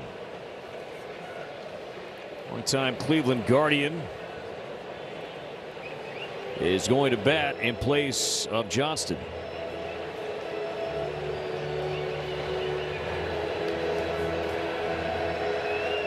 So P. Mackey out for a visit. And now Yuendris Gomez, he is warming up, as Freeman will be the 8th Rocky to bat so far in what is a 3-run inning. And Colorado has 2 on with 2 out, and here comes Freeman. These are the kind of things that will drive a manager crazy. Of, you know, Shelty going, should I have just let him be done at 7? Pitch count was in great shape. You bring a reliever in to start a clean inning, but hard to fault Shelty or Taj. Absolutely dealing. He was rolling along. Only threw 7 pitches the previous inning. Any chance you can save some of those outs from the bullpen now? And then you look at it, you go, okay, you know the mentality of your player. He would have wanted to go back out there for the 8th inning, but that look he had there, you know, for a guy who threw as well as he did, you want him to feel good about that outing, and obviously frustrated the 2 runs came in after he was out of the game. I'm sure the walk to Julian didn't bother him anything, because the one before that Tovar broken bat hit, there's nothing he could do about that. But hopefully, once he takes a step back, assesses his outing, and knows that he threw the ball tremendously today. But right now, he just wants his teammate to get out of this inning. 1-2 to Freeman. Check swing. Did he? Yes, he did. On a high cutter, so Funderburg strikes out Freeman. And the Rockies' 8th is over. Colorado scores 3. Twins by 4 coming up in the home 8th. Your next game day jersey is waiting for you here at Target Field this Sunday. It's a Royce Lewis replica jersey giveaway. Celebrate Rolls-Royce by being one of the first 10,000 fans to obtain this jersey, presented by Sheboygan Sausage Company. Grab your seats right now, twins.com/tickets. There's Royce. Jersey giveaway on Sunday. A Buxton Cycle bobblehead promotion tomorrow. And the Twins and the Rockies bottom 8. John Brebbia was with the Twins in the minor leagues earlier this season. Now has the 8th inning for Colorado.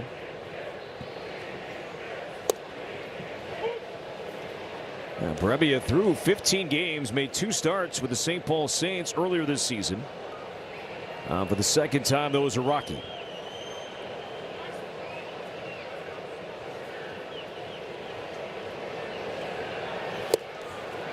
Oh, and 2 on Bell.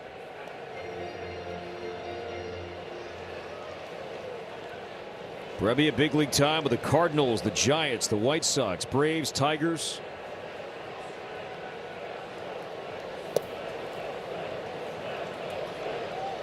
Boy, Josh Bell's swing in the 5th inning looks even larger now. Capping off what turned out to be a 3-run 5th inning. Yeah, he was looking really comfortable for a while there. Still in good shape, though.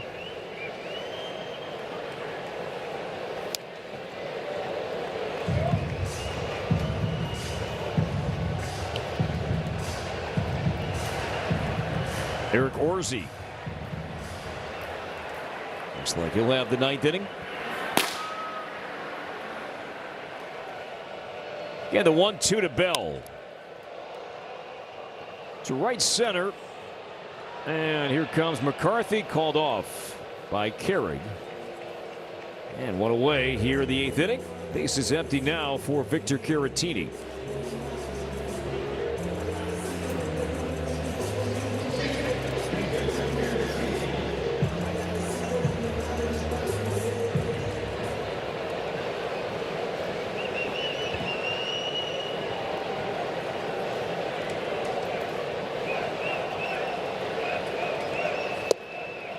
And a strike called on Caratini. We were talking earlier about some injured Twins players and also Cole Sands continuing to progress from a right forearm injury. Chatted with him today in the dugout. He's been throwing some bullpens. He'll throw another pen here the next couple of days and then maybe face some live hitters. And when the Saints come back home, hopefully that will be the green light to get Sands back out and playing in games again before hopefully rejoining Derek Shelton and the big league club here rather soon.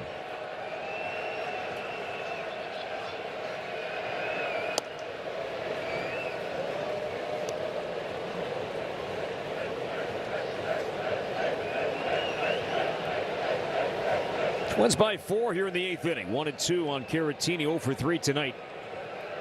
Our progressive wire cam. Brebbia comes home and misses outside.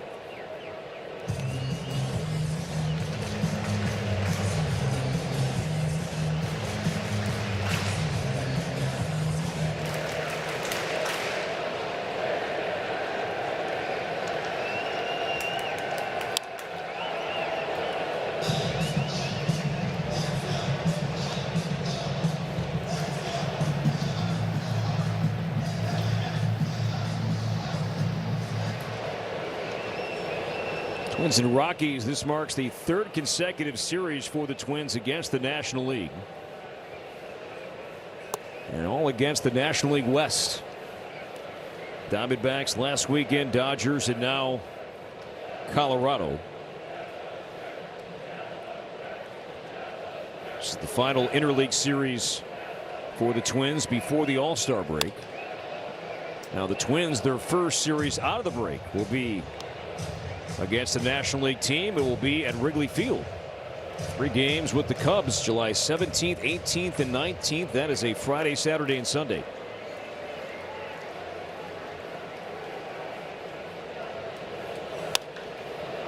Which do you prefer? The old way where it was you play a whole division and you do it all in the middle of the season?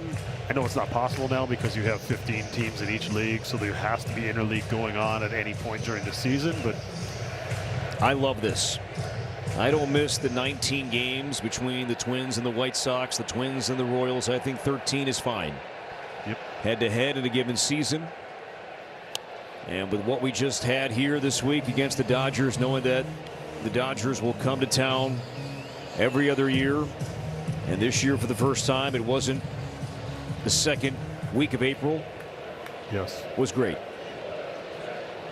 That's kind of it was always in the middle of the season, so you knew you were going to get those good days. Hit it. Somehow missed the base, and Tovar throws out Caratini after a lengthy at bat. 2 down. This copyright telecast is presented by authority of the Minnesota Twins and may not be reproduced or retransmitted in any form, and the accounts and descriptions of this broadcast may not be disseminated without the express written consent of the Minnesota Twins. I think this new format, though, in some ways does favor the teams that are located more in the central part of the country. There is now more travel for the teams on the coast. Like Seattle doesn't spend enough time flying Right. around. Yes. And that's why I think if we do have expansion and then you end up, I think you go regionally.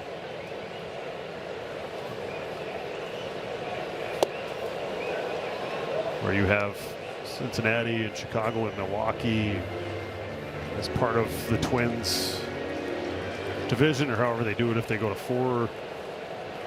If and when expansion happens, then you will see a whole new look at how divisions are set up and aligned. Royce to left field and deep. This one near the wall and off the glove and the wall of Moniak, and Royce will stop at second base with a 2-out double.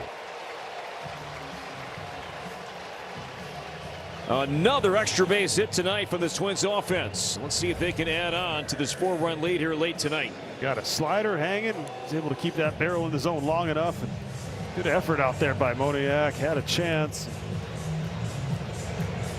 Fortunately for Royce, this ball didn't stay in the glove and have a highlight reel play made on him. But I think those are the balls that were being caught for Royce earlier in the year. Now that he's back up and putting together good at-bats, a little luck on his side. Seventh double for Royce, and now Brooks Lee. There's a home run tonight. 1 for 3 overall. 14 home runs. Lee a year ago hit 16. And that is a career high. He is well on his way to shattering that.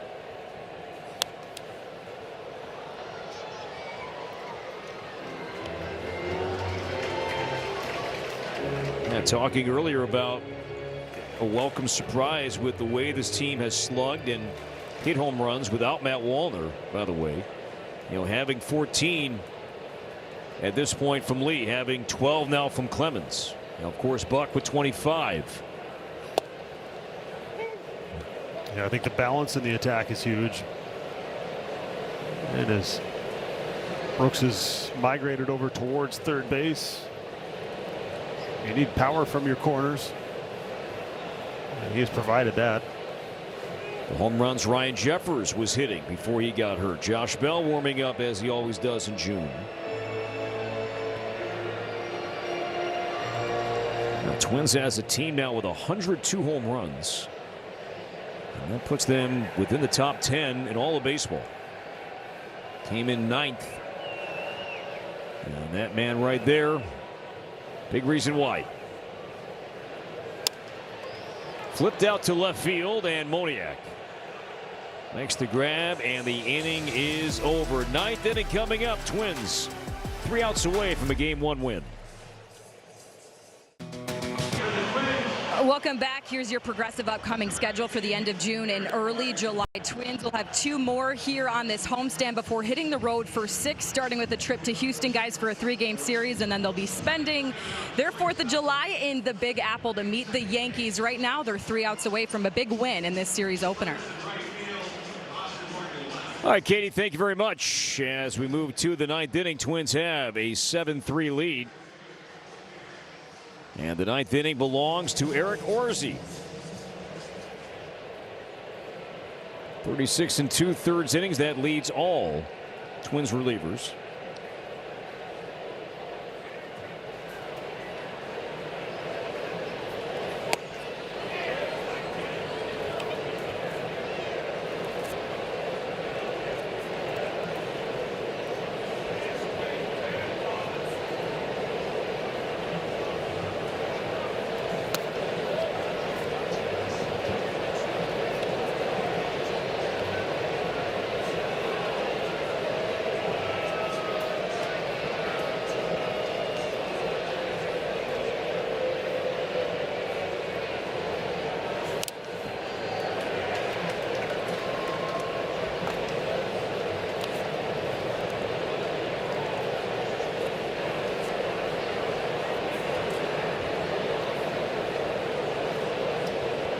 Two balls and a strike on Cole Carrig. 0 for 3 tonight.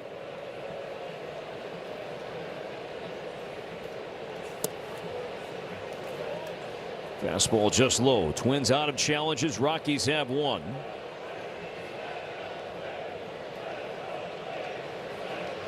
Twins after their 10th win against a National League team this season.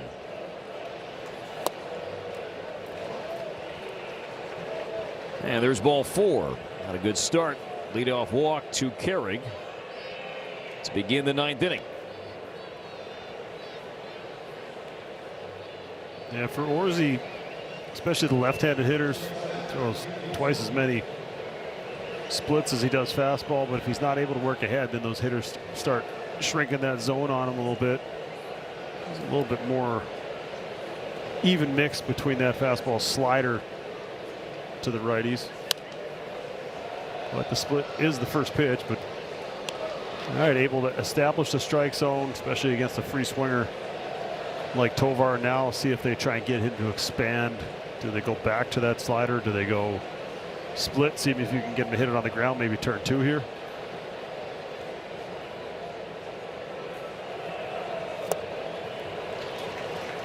No balls and 2 strikes. Now, Ezequiel Tovar is Venezuelan born, and we are thinking about everybody in Venezuela tonight. Just the horrific images that we all have seen the last day or so. There's horrifying stories. As Tovar flies out to center. And Buxton makes the play, 1 out. We did check with Derek Shelton before the game about just the Venezuelan connections the Twins have, from Pablo Lopez to infield coach Ramon Borrego, Luis Ramirez, bullpen coach Anderson De La Rosa, part of the Twins bullpen mix as well. Yoendris Gomez, that thankfully everybody within the Twins family currently, their families are safe. But you see Pablo acknowledging his homeland. There's not many were that fortunate.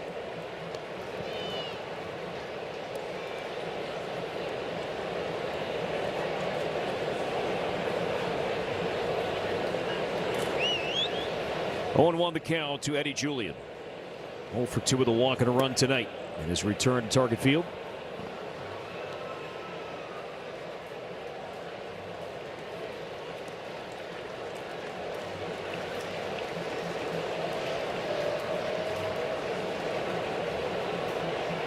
Carrick at first base.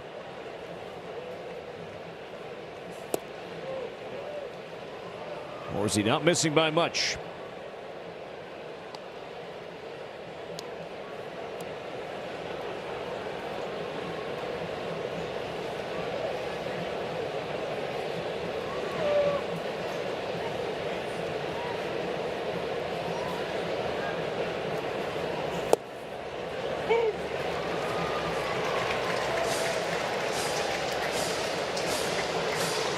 This looks like Eddie just setting his sights at top 2/3 of the zone, knowing he throws a ton of splits to the lefties, taking that fastball down.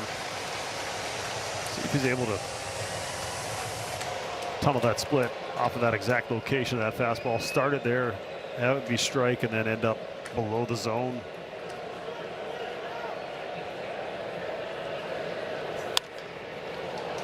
To left field, sinking, and here comes a dive and a miss. That is Austin Martin out playing left field, and Carrick can fly, and he's going to race around third base and score.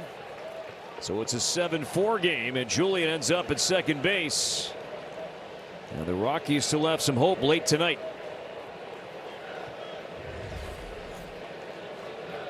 Well, he was thinking of catching this ball off the bat, and he didn't miss it by much. Good effort.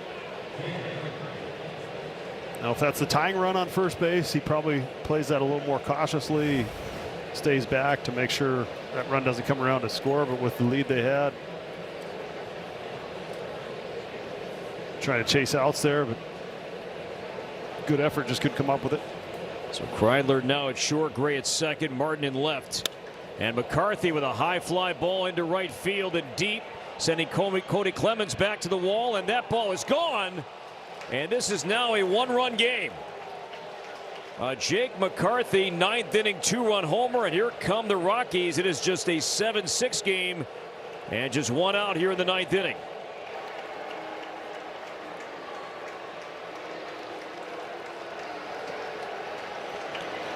It all started so simply with that leadoff walk to Carrick, and then a split that just hung into the zone. He knew it right away. So Orsi charged with 3 runs, retires only 1 man, and Anthony Banda is now coming in, and the Twins, what was a 7-0 lead, is now 7-6, and the Rockies are still batting, bases empty, 1 out here in the 9th inning.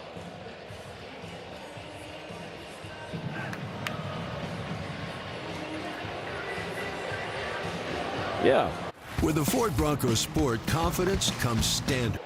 Meanwhile, Mickey Moniak is going to split the alley in left center field. He's going to find one to the wall. This was Kyle Carroll's pinch hitting in place of Moniak, and there is a pinch hit double. And the Rockies now have the tying run at second base with 1 out here in the 9th inning, and Hunter Goodman coming up. This all happened in a hurry. Got a slider in the middle of the zone. Carroll has a pinch hitter going up there aggressive.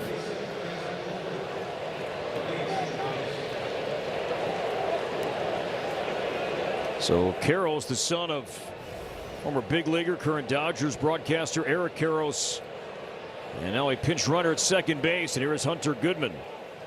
Braxton Fulford running at second base. And now the tying run is in scoring position. Go-ahead run batting of the dangerous Goodman, who is 0 for 3 with a sac fly RBI tonight.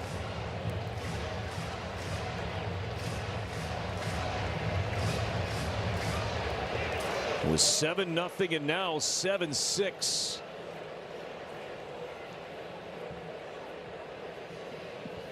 Bonda's 0-1, 0-2.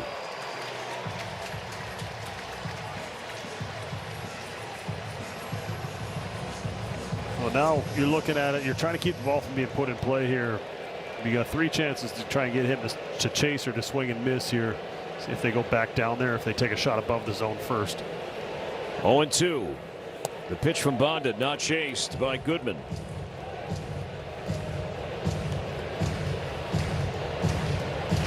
Rockies scored 3 in the 8th, and now 3 so far in the 9th. Fulford at second base. He's the tying run. The 1-2 from Bonda. Blasted left field deep down the line in the corner, and the Rockies take the lead on a third deck home run from Hunter Goodman. Colorado has stormed all the way back, and the Rockies lead 8-7.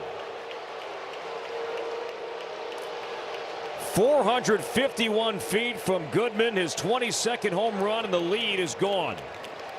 116 off the bat. This is just shocking what happened here. A game that felt like it was well in hand, 7-run lead. And you'll take some of that swing and miss for swings like that. Had to take that second look to make sure that ball wasn't hooking foul. Upper tank here at Target Field, and a stunning turn. Rumfield pops it up. Shallow center, look out, guys. And there's collisions all over. The ball's loose on the field, and Rumfield is going to stop at second base. He had 4 Twins going out, and it looked like bumper cars there for a moment, and thankfully everybody's okay, as Kreidler, Buxton, Gray, Clemens all in the vicinity, and neither could get there. They just hit in a perfect spot. Buck broke to the left just one step before, but not sure that was his ball anyway. It was just kind of in the middle of nowhere.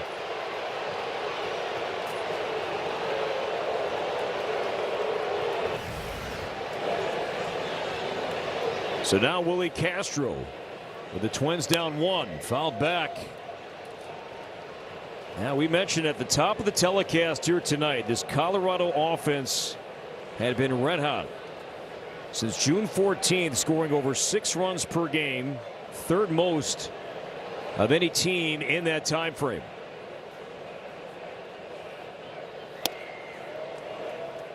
Inside. Now the Twins coming up in the 9th inning will have Gray, Keyshaw, and then Martin. Rockies bullpen. Antonio Senzatella warming up. Ground ball knocked down by Bonda. Finds it, looks to third, and makes the play at first. As Castro's out number 2. Rumfield down to third.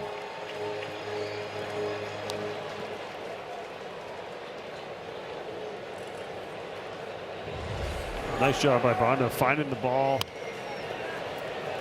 Didn't come up with it, but bare hand, that's number 1 rule. That ball stopped on the ground, pick it up with the bare hand, and then thought about going to third, but made the wise choice with 1 out of taking that second out at first.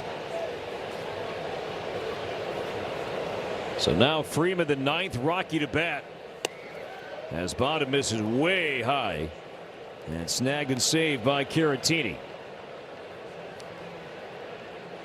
A stunning turn late tonight here at Target Field.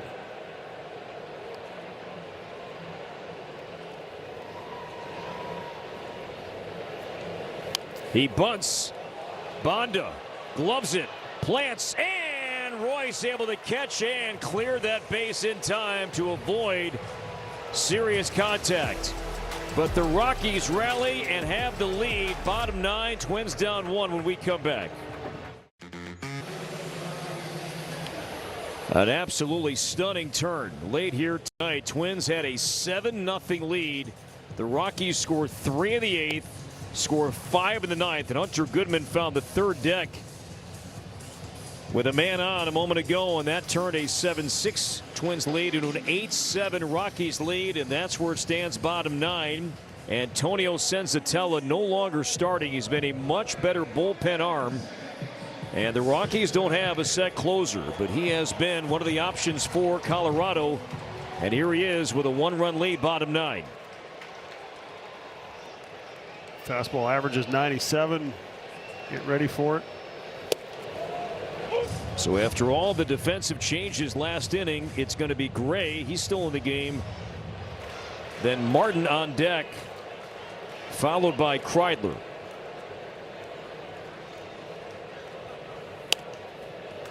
Oh, 0-2 on Gray. Well, we've seen this team fight all year long, but a lead like this late, these ones are the ones that can demoralize you as a team, and hopefully they're able to get somebody on base here. Get a little momentum back and trying to find a way to squeeze one across. 0-2 the count to Gray. And we'll do it again.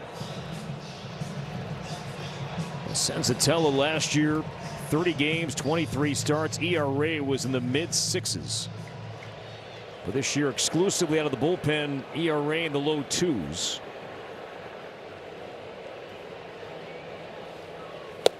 One down.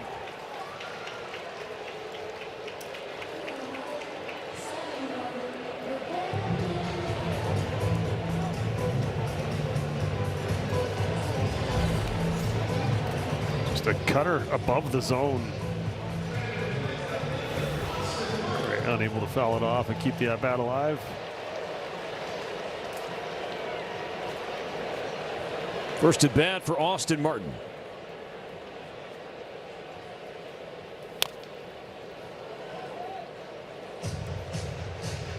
Byron Buxton due up 4th this inning, but they need somebody to get on here. And down to their final 2 outs. He's in the hole. Kreidler on deck. 8-7 Colorado.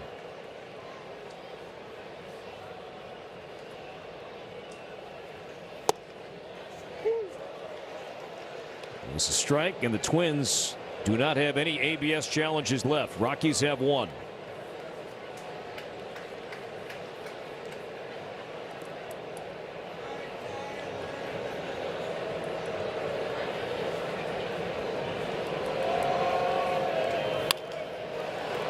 Shallow right field, and it's down for a base hit. McCarthy closing, could not get there in time, so Austin Martin has given the Twins a chance to even win it right here with Kreidler coming up and then Buxton on deck.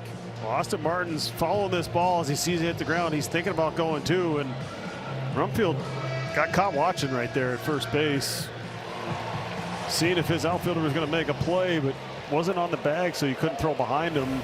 Austin was able to take a big turn, see if he could find himself at second base here. Gets away, but hanging on at first base is Martin. Kick to Goodman's right.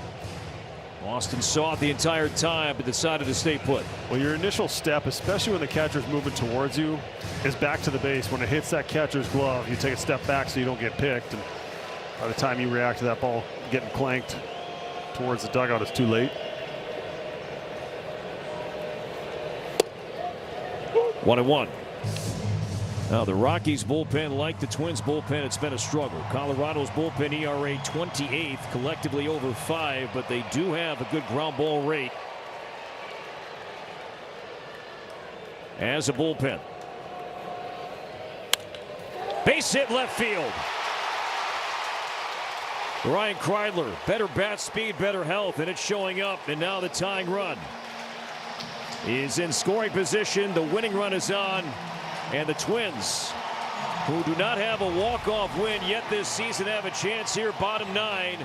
And Byron Buxton is coming up.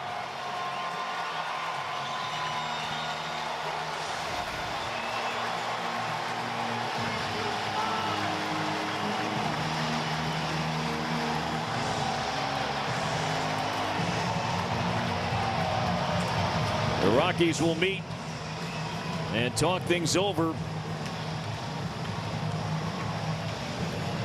Yeah, just trying to slow things down here.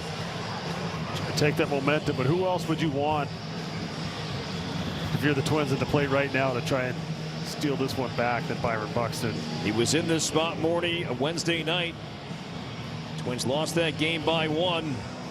4-3. Byron batting, had Martin at first base, 2 down, worked a 3-2 count against Tanner Scott, but Byron struck out for the final out. Twins lost that game by 1. Here he is 2 nights later with 2 on, 1 out, and once again in a 1-run game.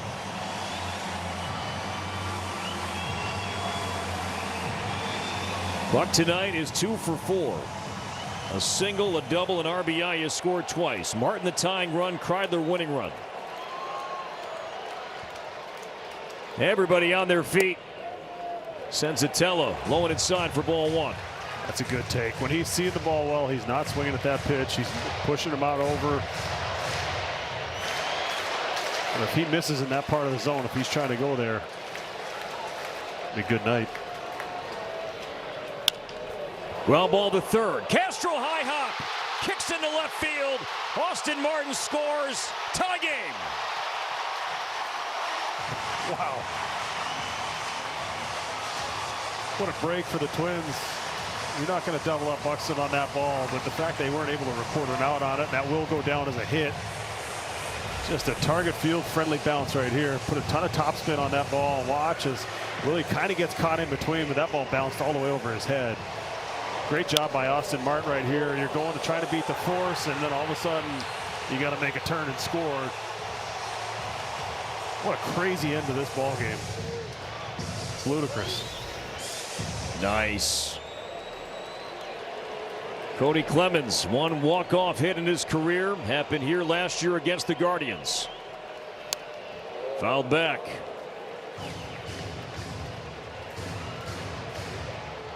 It was on May 19th. The game-winning double to center field.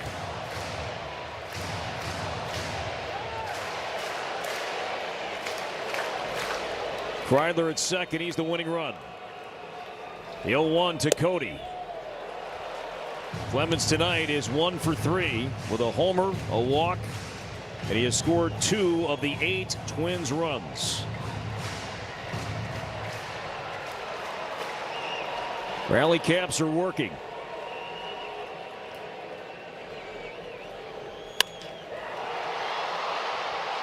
Out to left and playable for Moniak. And there is out number 1. That is McCarthy now in left. So Jake McCarthy went from right to left. And Tyler Freeman is now playing right.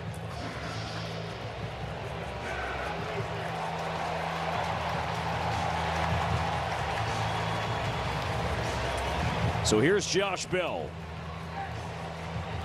Already came up once tonight with 2 outs and runners in scoring position and doubled. Here he is again. 2 down, 2 on. Tie game. Ball 1.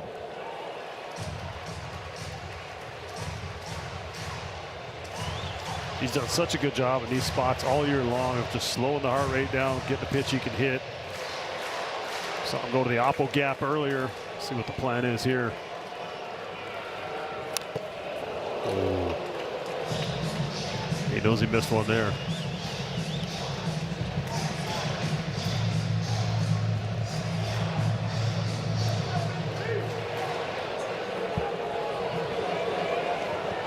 One ball, 1 strike on Bell. Kreidler winning run at second base.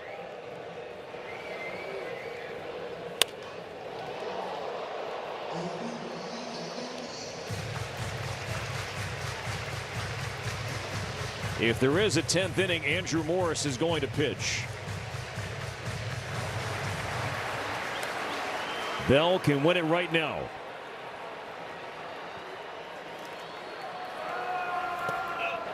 Blocked by Goodman. 2-2.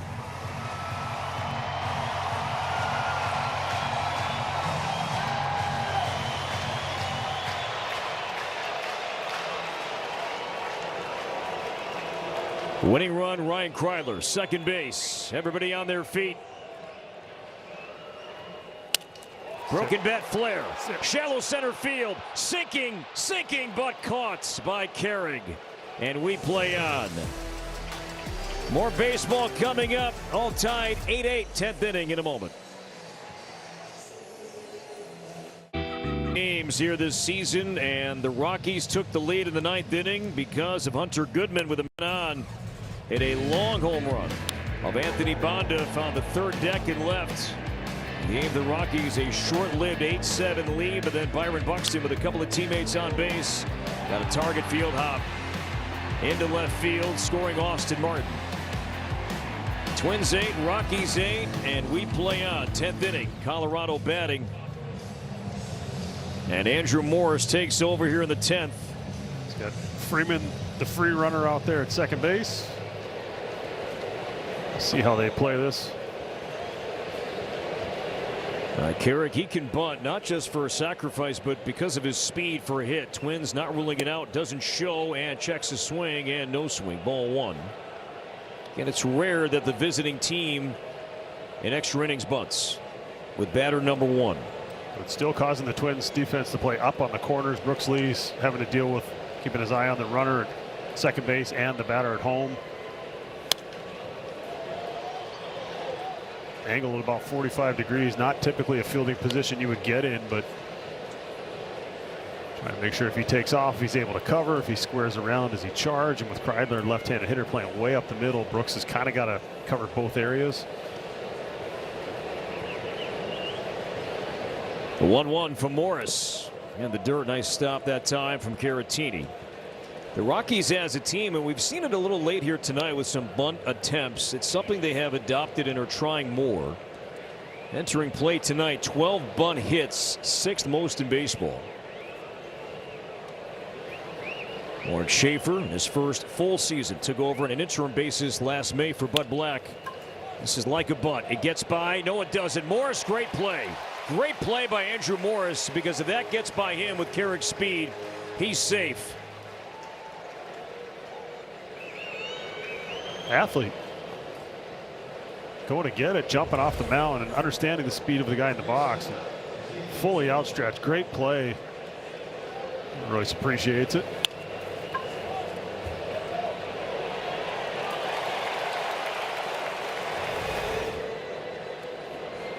Now this is Caratini, as I said earlier in the game. Pitcher makes a play, he comes off that mound, you go out there, slow things down, let him catch his breath, and then also going over the guy in the box, making sure there's a plan, understanding that he's going to swing early, making sure that Morris is aware of that. All right, what do we want to go to? Okay, if we get strike one, where are we going to go? We're going to try and expand off of that, because your goal is to keep the ball from being put in play here. If you're Morris and Caratini, can you induce a strikeout here? Can you get some swing and miss? See how they play it here from the start of this at bat. And remember, the guy batting right now has the highest first pitch swing rate of any batter in the game. Infield in. Freeman at third base, one out. Got jammed. Contact play is on. Kreidler coming home, and he has his man. Freeman tagged out.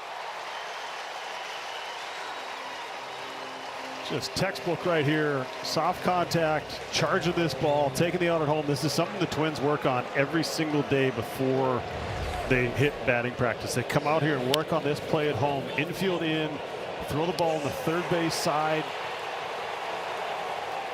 Out by a good bit, but great feed, good exchange, and then Vic making sure he's giving him a lane to slide in there as well.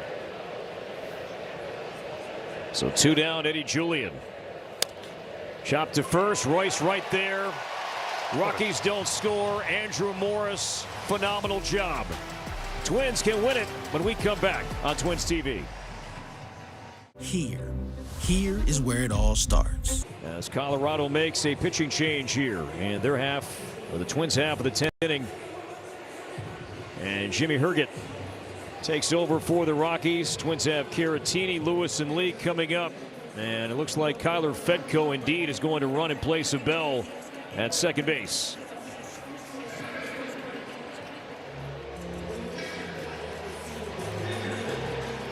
There is Fedko. running for Bell, the winning run. And the Rockies are going to walk Caratini intentionally. And this is not too uncommon. It does set up the double play. And now we'll see how the Twins will play it. Royce Lewis will play it here. He is 2 for 4 tonight.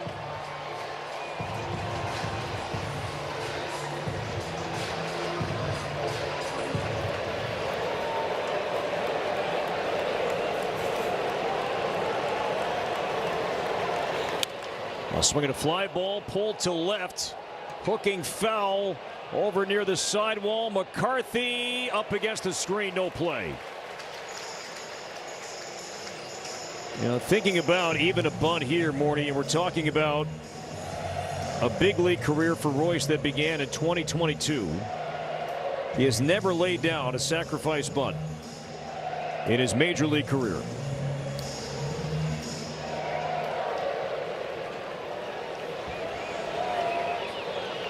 Yeah, it wouldn't make sense to go ahead and ask him to do it here. He's been swinging the bat well. Give him a chance to drive him in. Way outside, trying for third base and no throw. Great read by Fedko.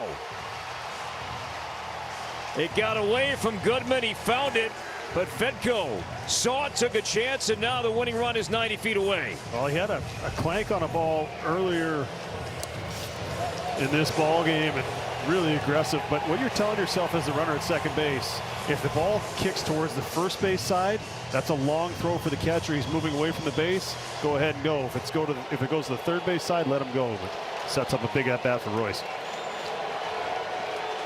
Infield in, nobody out. Ground ball up the middle, base hit center field, and the Twins have their first walk-off win of 2026. Lewis delivers, Fedko scores, and the Twins beat the Rockies in 10, 9-8 the final. One that got away late, but as we've said all year, this Twins team continues to fight all the way to the end. That could have been a heartbreaking loss, but they were able to put it together. Great base running by Fedko as the pinch runner there, and then Royce just doing his job, pushing that ball forward and driving him in. And the redemption story continues for Royce Lewis. What a run of emotions here tonight. The Twins had a commanding 7-run lead. The Rockies come back with 3 in the 8th, 5 in the 9th to take the lead. Twins get 1 back in the 9th. Andrew Morris is shut down 10th. And then Royce Lewis put the ball in play, drawn it in field, and the Twins win the game by 1. And the first career walk-off for Royce Lewis is the first for the Twins as a team in 2026. 9-8 the final in 10. Had it all the way. On a night when Ludacris is about to perform, stand up.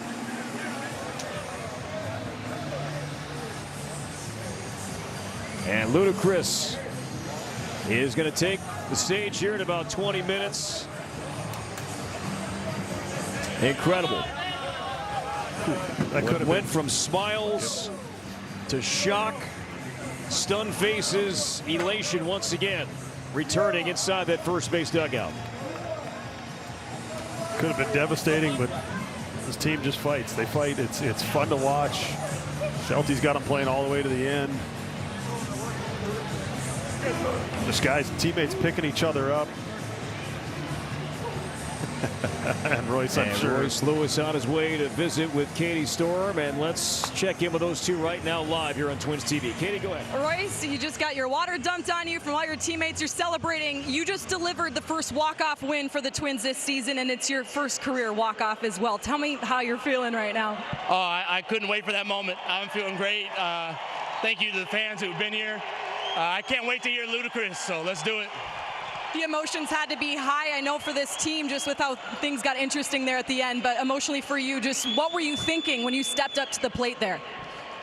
Let's get a win and listen to Ludacris. That's what I was listening to. I was ready, man. I was excited.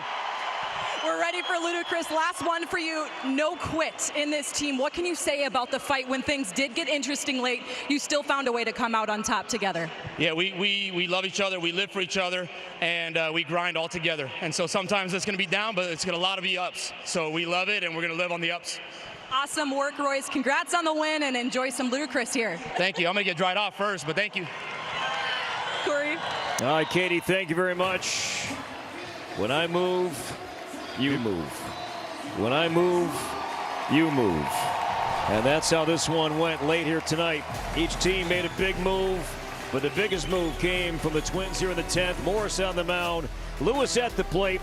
Twins postgame coming up on a winning night here in Twins territory.